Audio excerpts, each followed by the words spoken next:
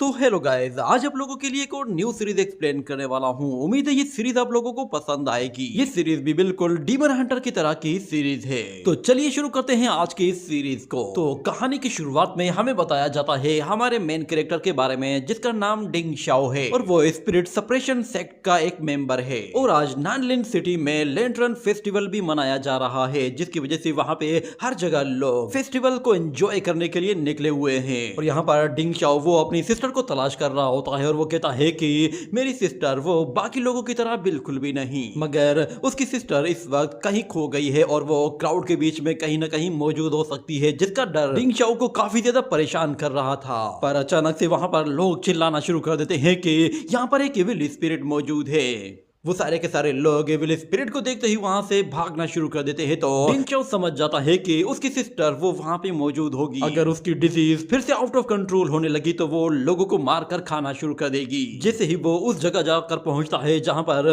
उसकी सिस्टर मौजूद थी, वो देखता है कि वहां पर उसकी सिस्टर की बॉडी से एक अजीब तरह की एनर्जी निकल रही है और वो बहुत ही जोर जोर से हंस भी रही है। उसे वहां पर देखते ही डिंग शाओ पहचान जाता है कि ये उसकी सिस्टर है और उसकी एविल स्पिरिट वो आउट ऑफ कंट्रोल हो गई है। ये देखते ही वो फौरन से भागते हुए उसके करीब जाने की कोशिश करता है। तो लिन की बॉडी से बहुत सारी एविल स्पिरिट्स रिलीज होती है जो कि सीधा डिंग शाओ की तरफ जाती है। तो डिंग शाओ फौरन से अपनी सोर्ड निकालता है और अपनी तरफ आने वाली स्पिरिट्स को एक एक करके मारना शुरू कर देता है, मगर उसकी तरफ से स्पिरिट्स बढ़ती जा रही होती हैं। तो डिंग शाओ भी अपनी सोर्ड के साथ सोर्ड स्लैशिंग अटैक शुरू कर देता है, जिसके साथ ही वो एक एक अटैक में उन एविल स्पिरिट्स का खात्मा कर रहा होता है। और दूसरी तरफ से उसकी सिस्टर वो आहिस्ता आहिस्ता हवा में ऊपर जाती जा रही होती है। वो स्पिरिट उसे पूरी तरह से कंट्रोल कर चुकी थी, जिसके बाद हमें एक आवाज सुनाई देती है जो कि उस एविल स्पिरिट की ही होती है। वो हंसते हुए कहती है कि फाइनली तो मेरी सील टूट गई, अब मैं पूरी तरह से आजाद हूँ। मैंने बहुत लंबा टाइम इस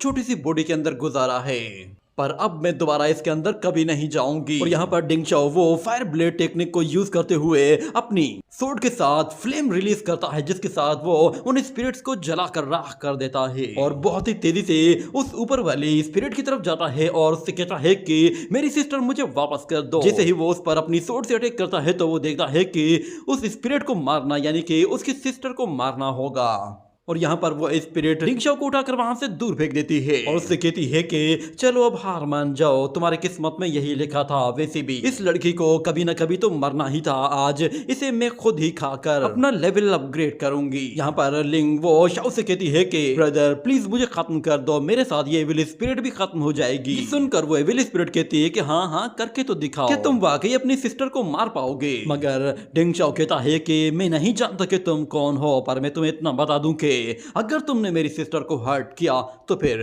तुम्हें इसकी कीमत चुकानी पड़ेगी। इतना कहने के साथ वो स्पिरिट बाइंडिंग स्पेल निकालता है और उसे अपनी सोर्ड के साथ बहुत ही तेजी से उस स्पिरिट की तरफ थ्रो करता है। तो वो सोर्ड और वो स्पेल दोनों ही एक साथ मर्ज हो जाते हैं और जैसे ही वो एक जगह बीच में इंस्टॉल होते हैं तो वहां पर एक स्पिरिट एरे बन जाता है और हमें दिखाया जाता है कि पानी के अंदर से बहुत सारी गोल्डन चेन्स बाहर निकलती हैं, जिन्हें देखकर वो स्पिरिट भी थोड़ा सा डर गई थी। देखते ही देखते वो सारी गोल्डन चेन्स उस एविल स्पिरिट को जाकर पकड़ना शुरू कर देती हैं। और फिर डिंग शाओ वो उस एविल स्पिरिट से कहता है कि तुम्हारा स्पिरिट एम्ब्रियो वो अभी इतना मैच्योर नहीं हुआ है, तुम उसे बाय फोर्स मैच्योर करना चाहती हो, देखते हैं कि तुम कितनी देर तक सरवाइव करती हो। ये कहने के बाद हमें दिखाया जाता है कि वो एविल स्पिरिट डिंग शाओ को मारने के लिए अपनी एनर्जी का इस्तेमाल करती है, मगर वो एविल एनर्जी उसका कुछ भी नहीं बिगाड़ पाती और डिंग शाओ एक एविल एनर्जी से टकराता है तो वो उसे अपने ऊपर से हटाते हुए दोबारा से एविल टर्मिनेशन फॉर्मेशन को एक्टिवेट कर देता है। जिसके बाद हम लोग फिर वहां पर बहुत सारे डिवाइन स्पेल्स क्रिएट होते हुए देखते हैं जो कि हर जगह उस स्पिरिट को चारों तरफ से घेर लेते हैं। और यहाँ पर डिंग शाओ वो अपने स्पिरिट फॉर्म को भी एक्टिवेट कर देता है। हमें दिखाया जाता है कि उसका स्पिरिट फॉर्म असल में एक ड्रैगन होता है। उसे इस तरह देखकर वो एविल स्पिरिट कहती है कि अगर तुमने अपने स्पिरिट एम्ब्रियो को इस तरह सेक्रीफाइस कर दिया तो तुम कभी भी दोबारा से अपने स्पिरिट फॉर्म को कोई शेप नहीं दे पाओगे। तो डिंग शाओ कहता है अगर तुम्हें मारने के लिए मुझे ये कीमत चुकानी पड़ेगी तो फिर मुझे ये कबूल है, पर मैं तुम्हें हर हाल में हेल में भेज कर ही रहूंगा। इतना कहने के साथ ही हमें दिखाया जाता है कि वो जायंट ड्रैगन जैसे ही उस एविल स्पिरिट को सप्रेस करना शुरू करता है तो वो दोबारा से लिंक की बॉडी के अंदर जाना शुरू हो जाती है और देखते ही देखते वो दोबारा से लिंक की बॉडी के अंदर सील हो जाती है, जिसकी वजह से लिंक बेहोश होकर नीचे गिरती है। तो डिंग शाओ फौरन से भागते हुए जाता है और जाकर उसे पकड़ लेता है और उससे कहता है घबराओ मत, मैं तुम्हारे साथ मौजूद हूँ। इतना कहने के बाद वो दोनों ही वहीं पर ही बेहोश हो जाते हैं और अचानक फिर वहां पर कोई शख्स आता है, जिसके बाद अगला सीन हमें 5 साल बाद का दिखाया जाता है। हम लोग देखते हैं कि हमारा मेन कैरेक्टर वो एक कॉफिन को अपनी पीठ पर उठाए हुए होता है और उसके साथ उसके 2 सीनियर्स होते हैं। उनमें से एक का नाम ब्याओशिंग और दूसरे का नाम शुआन होता है और हमें बताया जाता है कि उस एविल स्पिरिट को मारने के बाद डिंग शाओ की पावर्स वो खत्म हो चुकी थी और उसके बाद वो बिल्कुल यूजलेस हो गया था, जिसके बाद उसने गुइबू सेक्ट को ज्वाइन करके अपने और अपनी सिस्टर को बचाने के लिए कॉफिन बेरर की जॉब करना शुरू कर दी थी ताकि वो कुछ पैसे कमा सके। और यहाँ पर उसके सीनियर्स कह रहे होते हैं कि हमें आधी रात होने से पहले ही अपनी डेस्टिनेशन तक पहुंचना होगा, मगर उसका जूनियर कहता है कि ब्रदर शुआन आपने बिल्कुल सही कहा है, मगर इस लूजर का क्या करें, ये तो बहुत ही ढीला है। यहाँ पर डिंग शाओ क्योंकि वो एक नॉर्मल ह्यूमन बन गया था तो इसीलिए अब उसके पास ज्यादा पावर या फिर ज्यादा स्ट्रेंथ नहीं थी कि वो बाकी लोगों का मुकाबला कर सके। वो बहुत ही ज्यादा वीक था और बड़ी मुश्किल से उस कॉफिन को कैरी कर रहा था, मगर उसके सीनियर्स अचानक उसके रास्ते में टांग अड़ाते हैं तो वो उस कॉफिन के साथ उस पहाड़ से नीचे गिरने ही वाला था, मगर वो बाल बाल बच जाता है।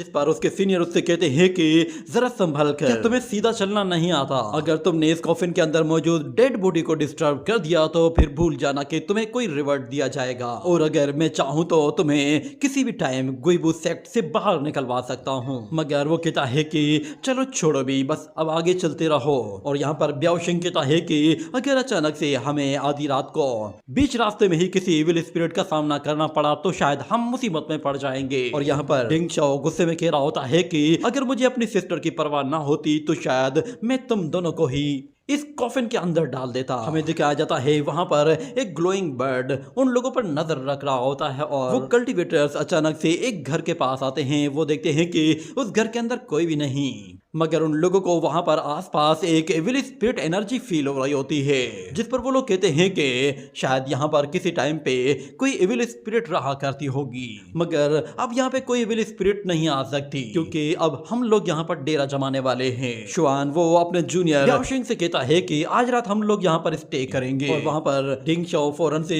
उस कॉफिन को एक साइड पे ले जाकर रख देता है और शुआन वो अपने जूनियर को और डिंग शाओ दोनों को बताता है कि आज से 15 साल पहले यहाँ पर बहुत सारे लोग रहा करते थे। ये लुवुफेंग सिटी पूरी तरह से भरा हुआ होता था, मगर एविल स्पिरिट्स के हमले के बाद ये जगह पूरी तरह से खाली हो चुकी है और जितनी भी डेड बॉडीज थी वो सारी की सारी एविल स्पिरिट्स में ट्रांसफॉर्म हो गई है। शुआन वो अपने जूनियर को कहता है कि मरने वाले लोग बहुत ही आसानी से एविल स्पिरिट फॉर्म ले लेते हैं, इसीलिए तुम्हें अब जरा संभल कर रहना होगा। वो लोग डिंग शाओ से कहते हैं तुम जरा पीछे को हटो। इतना कहते ही वो लोग फौरन से एक मंत्र पढ़ते हैं और उसके साथ वो लोग उस कॉफिन के चारों तरफ कुछ स्पेल्स लगा देते हैं ताकि अगर वो डेड बॉडी अपने आप ही जागे या फिर उसके अंदर एविल स्पिरिट आ जाए तो उन लोगों को फौरन से पता चल जाए। अपना काम कंप्लीट करने के बाद वो लोग फिर डिंग शाओ से कहते हैं कि अब सारी जिम्मेदारी तुम्हारी है, हम लोग आराम करने के लिए जा रहे हैं, तुम्हें अब सारी रात इसका ख्याल रखना है, अगर कोई भी गड़बड़ हो तो हमें फौरन से बताना। इतना कहने के बाद वो लोग सोने को चले जाते हैं और दूसरी तरफ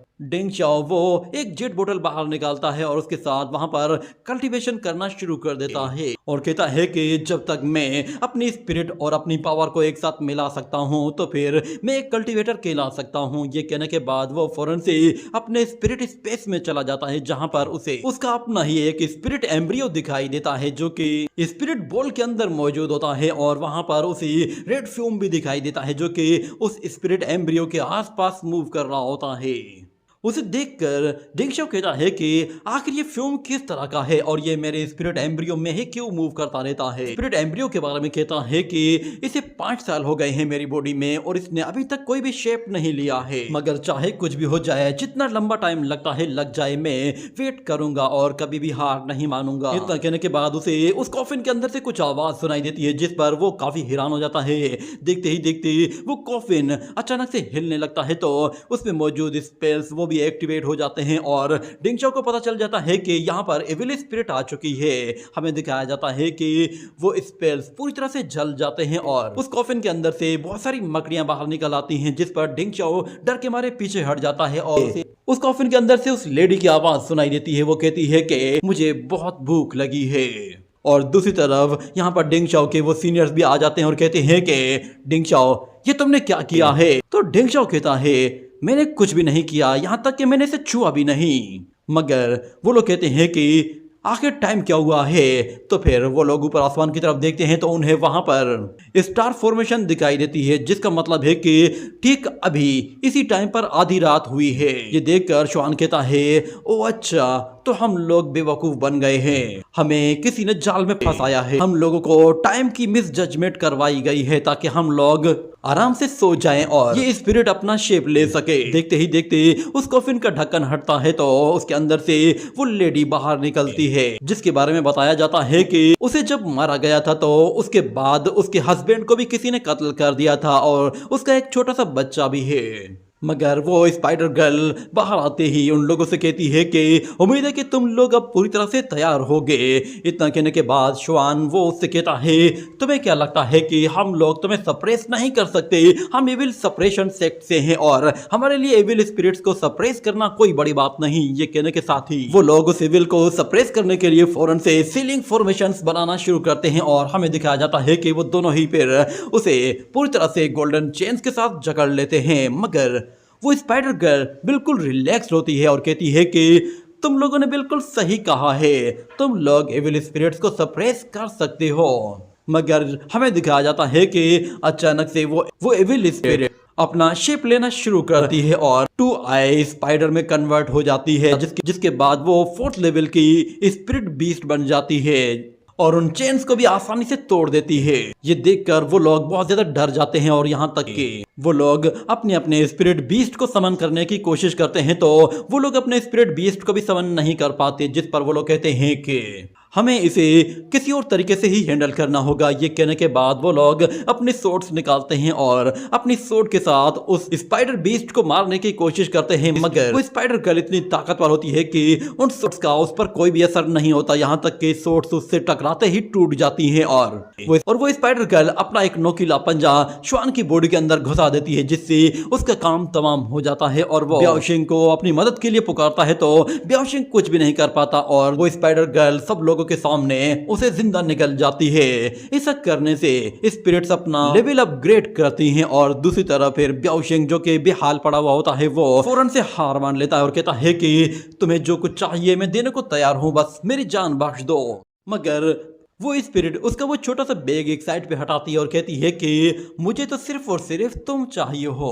ये कहने के बाद वो उसे भी खाना शुरू कर देती है तो डिंगचाओ ये देखकर बहुत ज्यादा डर जाता है, मगर क्योंकि उसे ऑलरेडी उस स्पाइडर ने जाल के साथ फंसाया हुआ था तो वो बाहर नहीं निकल पा रहा था। मगर जब वो अपने सामने देखता है तो वो स्पाइडर गर्ल उसके सामने मौजूद होती है और कहती है कि क्योंकि तुम मुझे काफी लंबे टाइम से कैरी कर रहे थे तो इसीलिए मैंने सोचा तुम्हें थोड़ा सा टाइम दे दूं, मगर अब तुम्हारे मरने का टाइम है। इससे पहले कि वो स्पिरिट उसे खाती, डिंगचाओ कहता है मैं तुम्हारे बच्चे के बारे में जानता हूँ। ये सुनते ही वो लड़की फौरन से पीछे हट जाती है और कहती है कि क्या मेरा बच्चा भी है? तो डिंगचाओ कहता है हाँ, तुम्हारा एक छोटा सा बच्चा है जो कि बहुत ही प्यारा होगा। मैंने सुना है कि तुम्हारे मरने के बाद तुम्हारे हस्बैंड को भी कत्ल कर दिया गया था और तुम्हारा बच्चा वो अब भी पता नहीं किसी जगह मौजूद है। ये सुनते ही वो लड़की दोबारा से अपने बच्चे के बारे में सोचना शुरू करती है तो डिंगचाओ कहता है ओ अच्छा, तो मरने के बाद भी इन सोल्स को अपने बच्चों की बातें याद दिलाकर किया जा सकता है।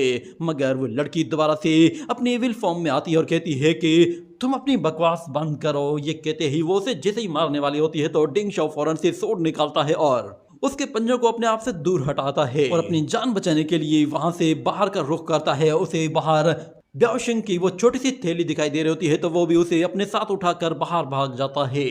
मगर वो स्पाइडर गर्ल बहुत ही ज्यादा फास्ट होती है, इसीलिए डिंगचाओ के पास ज्यादा टाइम नहीं होता। वो अपने पेपर स्पेल्स का इस्तेमाल करते ही उस स्पिरिट को हर्ट करने की कोशिश करता है, मगर उसका कोई भी स्पेल उस स्पाइडर गर्ल को रोकने में काम नहीं आ रहा था। यहाँ पर डिंगचाओ वो चालाकी से काम लेते हुए कुछ एक्सप्लोजन स्पेल्स का इस्तेमाल करता है और वो स्पाइडर जब उन स्पेल्स के करीब पहुंचती है तो डिंग चाओ फौरन से वहां पर ब्लास्ट कर देता है, जिससे वो खुद भी जख्मी हो जाता है और साथ में वो स्पिरिट गर्ल भी बहुत ही जख्मी हो जाती है। मगर जब डिंग शाओ को होश आता है तो वो देखता है कि वो स्पाइडर गर्ल तो उसकी तरफ आ रही है। ये देखते ही वो उसके अटैक को रोकने के लिए एक स्पेल को यूज करके एक पावरफुल शील्ड बना लेता है, मगर उस स्पाइडर का वो नुकीला पंजा उस शील्ड को तोड़ते हुए डिंग चाओ की बॉडी के आर पार निकल गया था, जिसके बाद डिंग चाओ को दोबारा से फ्लैशबैक आते हैं और वो अपनी सिस्टर को देखता है और कहता है कि मुझे अपनी सिस्टर को हील करना है और उसके लिए मुझे सरवाइव करना होगा। मैं उसे इस तरह इस हाल में नहीं छोड़ सकता। उसके पास सिर्फ मैं ही हूँ जो कि उसे दोबारा पहले वाली लाइफ दे सकता हूँ। इतना कहने के बाद वो दोबारा से हिम्मत जुटाते हुए उस इविल स्पिरिट को पंच से मारने की कोशिश करता है, मगर उसके पंच बिल्कुल जान होते हैं और उनमें जरा भी ताकत नहीं होती कि वो उस इविल स्पिरिट का कुछ बिगाड़ सके।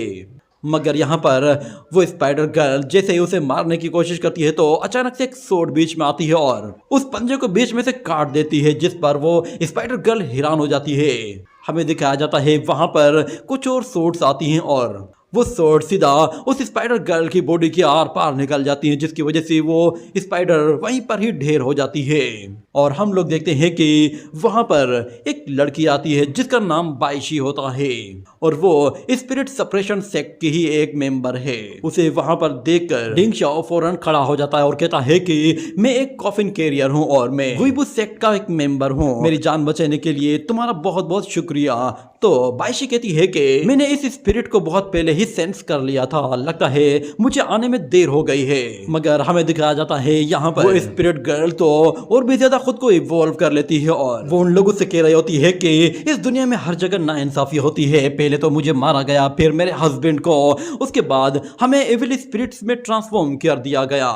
इतना कहने के बाद हमें दिखाया जाता है कि जब वो 4th लेवल से 6th लेवल में आती है तो वो पूरी तरह से एक कंप्लीट स्पाइडर बन चुकी होती है, यानी कि लेवल 6 की स्पाइडर बीस्ट बन चुकी थी। और वो उन लोगों से अपना बदला लेने के लिए पहले तो बाइशी पर एक के बाद एक अटैक करना शुरू करती है, मगर बाइशी उसके अटैक को काफी आसानी से डॉज कर रही होती है और उसके अटैक से बचकर उससे दूरी बना लेती है, जिसके बाद स्पाइडर अपना वेब उसके ऊपर थ्रो करती है तो बाइशी उसके जाल को काटते हुए अपनी सोर्ड के साथ अपने आप को बहुत ही आसानी से बचा लेती है। मगर यहाँ पर स्पाइडर गर्ल वो फौरन से जंप लगाकर ऊपर जाती है और उसके ऊपर एसिडिक लिक्विड थ्रो करती है जो कि बहुत ही ज्यादा जहरीला होता है और बाइशी बिल्कुल रिलैक्स होकर अपनी स्पिरिट बीस्ट को समन करती है। तो हमें दिखाया जाता है वहां पर एक फ्लेमिंग बर्ड अपीयर होता है जो कि उस सारे लिक्विड को जलाकर राख कर देता है और उसके साथ सीधा जाकर उस स्पाइडर को हिट करता है, जिसके साथ वो उस स्पाइडर की बॉडी को भी जलाकर राख कर देता है। और यहाँ पर बाइशी वो उस स्पिरिट बर्ड को वापस से अपने पास बुलाती है तो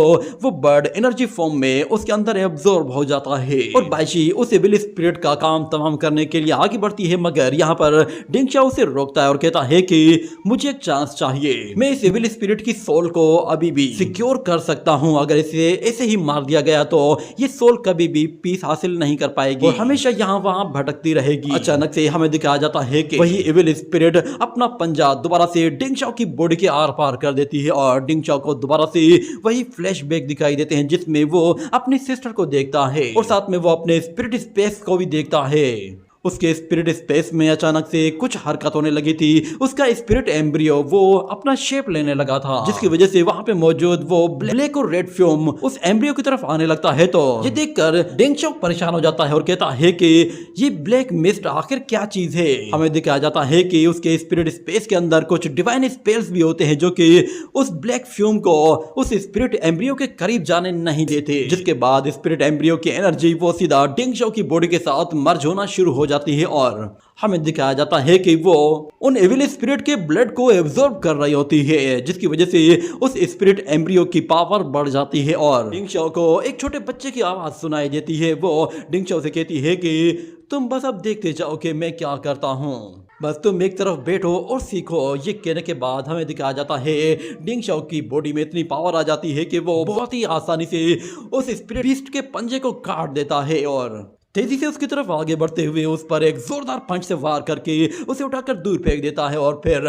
उसे मारने के लिए काफी स्पीड के साथ उसके बिल्कुल करीब पहुंचते ही उस पर रैपिड पंचेस की बौछार कर देता है, जिससे उस स्पिरिट बीस्ट को काफी तकलीफ होती है और डिंग चाओ यहाँ पर रुकने वाला नहीं था, वो कंटिन्यूसली उसे मारता जा रहा होता है, जिस पर बायशी भी बिल्कुल हैरान रह जाती है कि अचानक से ये इतना पावरफुल कैसे हो गया। डिंग चाओ ने मार मार कर उस स्पाइडर गर्ल की बिल्कुल चटनी बना दी होती है, जिसकी वजह से वो काफी ज्यादा जख्मी हो गई थी। और डिंग चाओ को फिर से एक बच्चे की आवाज सुनाई देती है और वो कहता है कि क्या बस ये खेल खत्म हो गया? मैंने तो अभी जस्ट अपना वार्म अप किया था। इतना कहने के साथ ही हमें दिखाया जाता है कि डिंग चाओ अचानक से उस एविल स्पिरिट की एनर्जी को एब्जॉर्ब करना शुरू कर देता है, जिससे वो एविल स्पिरिट काफी ज्यादा तड़पती है और चिल्लाना शुरू कर देती है और डिंग चाओ से रहम की भीख मांगती है और कहती है कि प्लीज ऐसा मत करो। मगर डिंग चाओ पूरी तरह से आउट ऑफ कंट्रोल हो चुका होता है। वो खुद भी उस स्पिरिट एनर्जी को एब्जॉर्ब नहीं करना चाहता था, मगर उसका स्पिरिट एम्ब्रियो वो कंटिन्यूसली उस एनर्जी को अपने अंदर खींचता जा रहा होता है। देखते ही देखते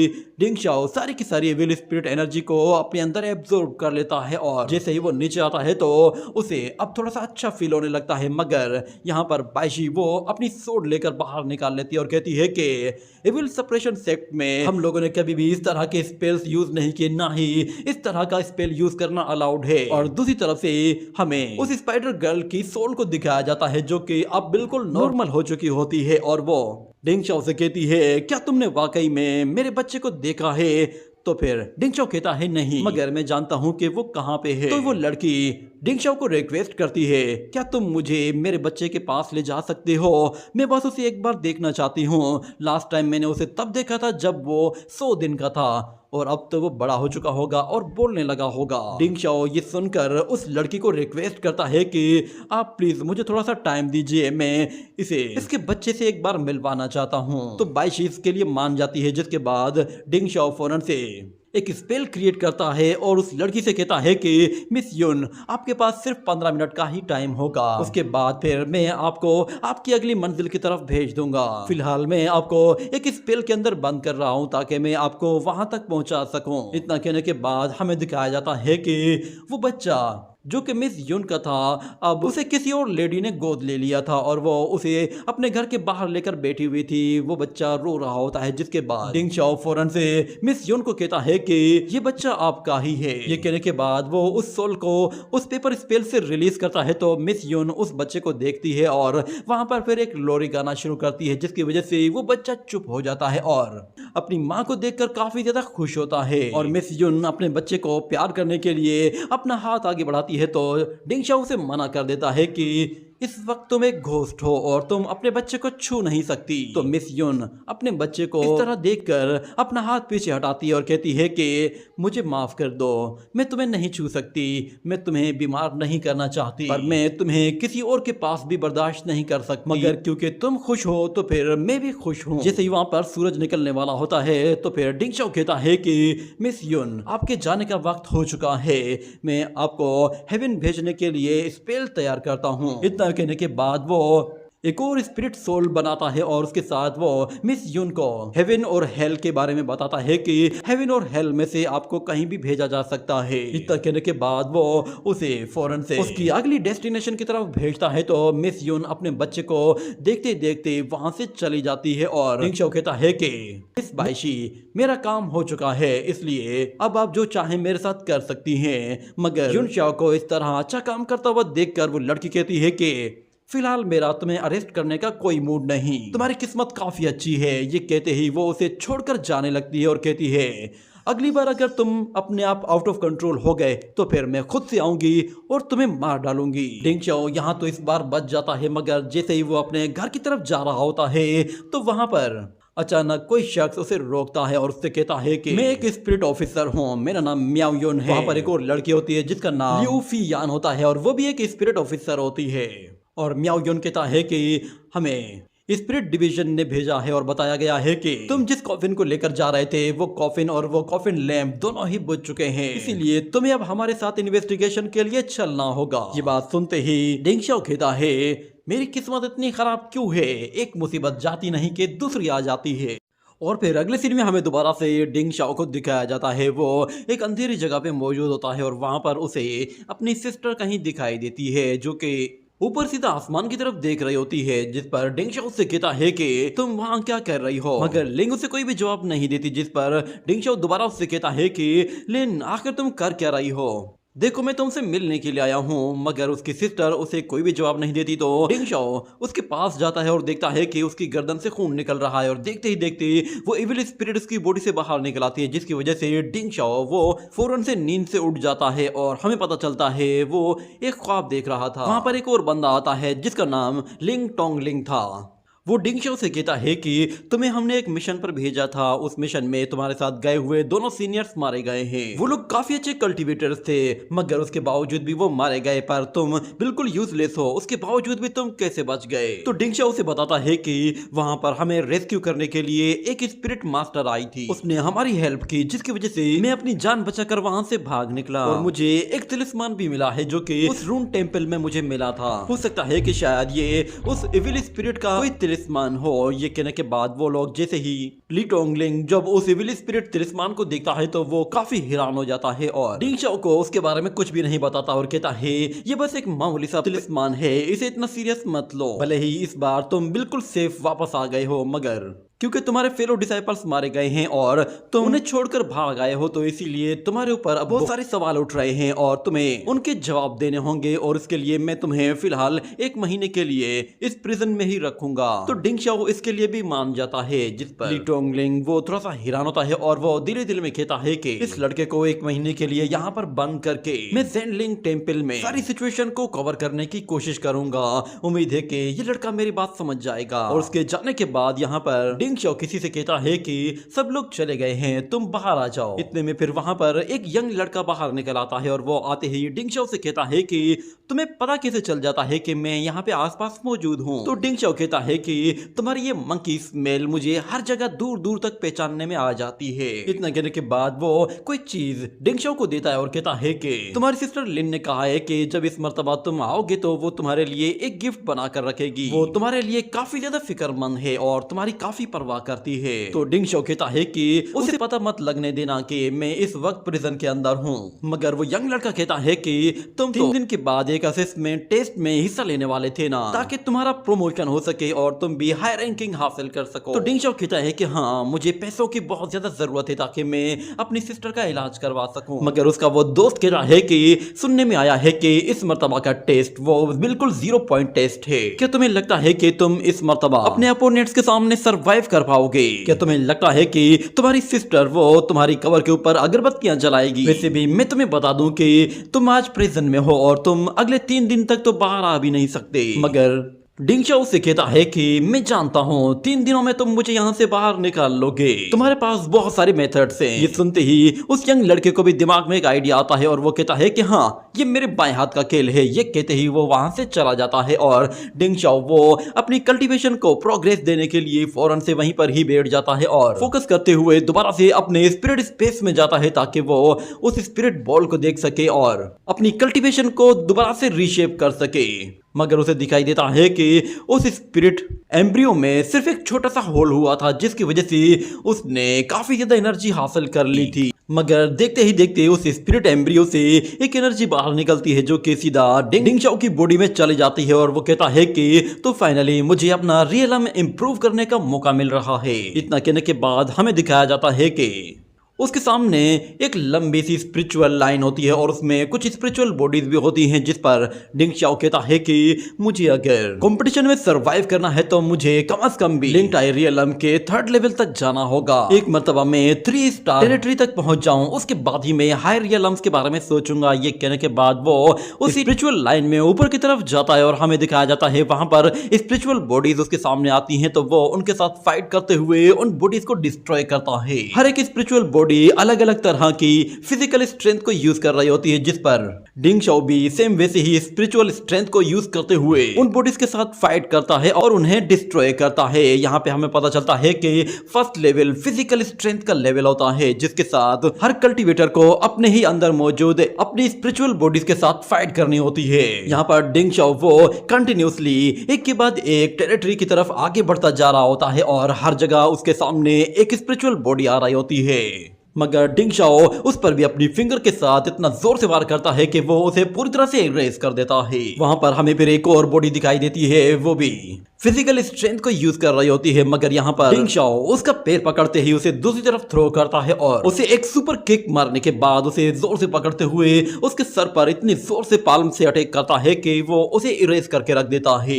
यहाँ पे हमें दिखाया जाता है कि स्पिरिचुअल बॉडी उस स्पिरिचुअल लाइन के अंदर से बाहर निकलती है और यहाँ पर डिंग शाओ अपने फर्स्ट लेवल को ब्रेक थ्रू कर लेता है। अगले सीन में हमें दिखाया जाता है कि 3 दिन के बाद जब वो असेसमेंट शुरू होने वाली होती है तो वहां पर हमें बाइशी को दिखाया जाता है, वो अपने सीनियर ब्रदर के साथ वहां पे मौजूद होती है। उसका वो सीनियर ब्रदर कहता है कि बाइशी तुम्हें तो इस तरह के असेसमेंट टेस्ट पसंद नहीं थे, तुम यहाँ पर कैसे आए? क्या तुम यहाँ पर बैठकर सिर्फ इसे एंजॉय करोगी या फिर तुम खुद से फाइट ज्वाइन करना चाहोगी? तो बाइशी कहती है मैं यहाँ पर बैठकर बस देखना चाहती हूँ, मगर उसका सीनियर कहता है कि हमें यहाँ पर आए हुए हाफ मंथ हो चुका है और उसके बावजूद भी तुम सिटी लॉर्ड के रिकमेंड किए हुए इंपीरियल कैपिटल टाउन कैंप में नहीं गई हो। मुझे बताओ कि आखिर तुम खुद को क्या कंसिडर कर रही हो? तो बाइशी कहती है कि तुम फिक्र मत करो, मैं वैसे भी वहां नहीं जाऊंगी। जिस पर उसका सीनियर कहता है क्या तुम्हें किसी का इंतजार है? क्या तुम किसी को ढूंढ रही हो? हमें दिखाया जाता है कि वहां पर अचानक से फिर कुछ डिसाइपल्स आते हैं और वो कंपटीशन में पार्टिसिपेट करने के लिए आए थे और वही लोग थे जो कि अब यहाँ पर फाइट भी करने वाले थे। वहां पर टर्टल डिपार्टमेंट के भी कुछ लोग होते हैं और वो लोग कहते हैं कि हमारे टर्टल डिपार्टमेंट का कोई भी मुकाबला नहीं कर सकता, भले ही मिंगबू कितना भी ताकतवर क्यों ना हो, उसने कितनी ही विल स्पिरिट्स क्यों ना मारी हो, मगर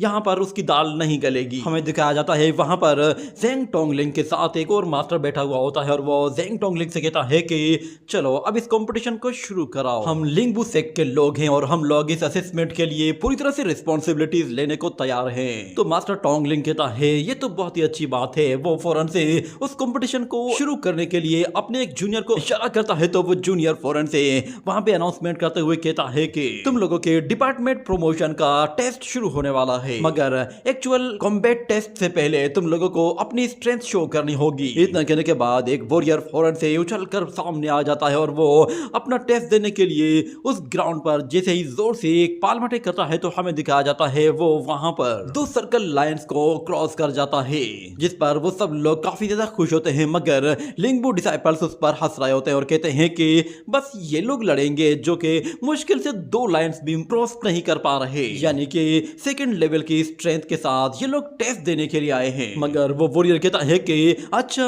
अगर तुम में दम है तो फिर आकर क्यों नहीं दिखाते? इतना कहने के बाद मिंगबू वो मैदान में आ जाता है और कहता है कि बच्चे तुमने गलत आदमी को चैलेंज किया है, तुम जानते नहीं हो कि मैं क्या कुछ कर सकता हूँ। मैंने 10 में से 9 एविल स्पिरिट्स को खत्म कर दिया था। मैंने उन लोगों से पहले भी कहा था कि वो लोग फौरन से कन्वर्ट हो जाए, मगर उन लोगों ने मेरी बात नहीं मानी और मैंने 9 कॉर्प्स बॉडीज को डिस्ट्रॉय कर दिया था। ये बातें वो रूल्स के बिल्कुल अगेंस्ट कर रहा होता है, जिस पर जेंग टोंगलिंग उस पर गुस्सा होता है। तो दूसरा मास्टर कहता है कि मिंगबो आखिर तुम इतने एरोगेंट कैसे हो सकते हो? देखो तुमने मास्टर जेंग को गुस्सा दिला दिया है। सुनते ही मिंगबू ठंडा पड़ जाता है और कहता है मास्टर प्लीज मुझे माफ कीजिए, शायद मैंने कुछ ज्यादा बोल दिया। जेंग टोंगलिंग उसे माफ करता है और मिंगबू फौरन से फाइट के लिए उस कमजोर से लड़के के सामने जा खड़ा होता है और कहता है कि तुम्हें चैलेंज करने से पहले अपनी सेहत देख लेनी चाहिए थी या फिर किसी अच्छे डॉक्टर को दिखा देना चाहिए था। उम्मीद है कि तुम्हारी इंश्योरेंस तो होगी। इतना कहते ही वो फौरन से मैदान में कूद जाता है और उस वॉरियर से कहता है कि अगर तुम मेरे हाथ को आधे घंटे तक भी होल्ड कर लो तो भी मैं समझ जाऊंगा कि शायद तुम पास हो सकते हो। ये सुनकर वो दूसरा वॉरियर गुस्से में आकर उसे पांच मारने की कोशिश करता है, पर मिंगबू उसका हाथ पकड़ते ही उसके गले पर इतनी जोर से वार करता है कि उस बेचारे को बहुत ज्यादा तकलीफ होती है और यहाँ पर मिंगबू उसे पकड़ते ही एक और बार उसके मुंह पर एक और पंजे से वार करता है और उस पर किक से अटैक करते ही उसे उठाकर दूर फेंक देता है। इस अटैक के बाद उस वॉरियर में बिल्कुल भी हाल नहीं रहता कि वो दोबारा से खड़ा हो पाए, मगर मिंगबू उसे एक और किक मारते ही स्टेज से नीचे फेंक देता है, जिस पर वो सारे लोग बहुत ज्यादा गुस्सा होते हैं कि आखिर ये बंदा ऐसी कैसी हरकत कर सकता है, उसके हारने के बाद भी इसने उसे मारा है। मगर मिंगबू सब लोगों को चैलेंज करता है और कहता है कि तुम्हें लगता है कि तुम लोग मेरा मुकाबला कर सकते हो? ये लड़का तो स्टेज पे आना डिजर्व ही नहीं करता था। अगर तुम में से कोई है जो मेरा मुकाबला कर सकता है तो वो फौरन से स्टेज पर आ जाए। ये सुनते ही वहां पर असिस्टेंट मास्टर उन लोगों से कहता है कि रुको ऐसा नहीं होना चाहिए, मगर दो वॉरियर्स फौरन से ग्राउंड में आ जाते हैं, जिस पर मिंगबू कहता है अच्छा तो तुम लोग एक साथ फाइट करोगे। और दूसरी तरफ हमें दोबारा से डिंग शाओ को दिखाया जाता है, वो अभी भी प्रिजन में होता है, मगर उसका वो यंग फ्रेंड वहां पर एक पेपर स्पेल का इस्तेमाल करते ही एक छोटा सा पेपर माउस एक वॉरियर की तरफ भेजता है, और वहां पर जैसे एक फॉर्मेशन एक्टिवेट होती है तो प्रिजन के बाहर खड़ा हुआ वॉरियर फौरन से बेहोश होकर नीचे गिरता है। और दूसरी तरफ हमें दिखाया जाता है कि यहाँ पर मिंगबू वो सब लोगों की पिटाई कर रहा होता है और अकेला ही पूरे के पूरे टर्टल सेक्ट पर भारी पड़ रहा होता है, जिस पर वहां पे मौजूद सारे ही लोग काफी ज्यादा परेशान हो गए थे। मगर यहाँ पर एक सीनियर डिसाइपल जिसका नाम सन चेंग था, वो लड़ने के लिए उसके सामने आ खड़ा होता है। उसे वहां पर देखते ही वो लोग काफी ज्यादा खुश होते हैं कि फाइनली टर्टल डिपार्टमेंट की तरफ से भी कोई पावरफुल वॉरियर सामने आया है।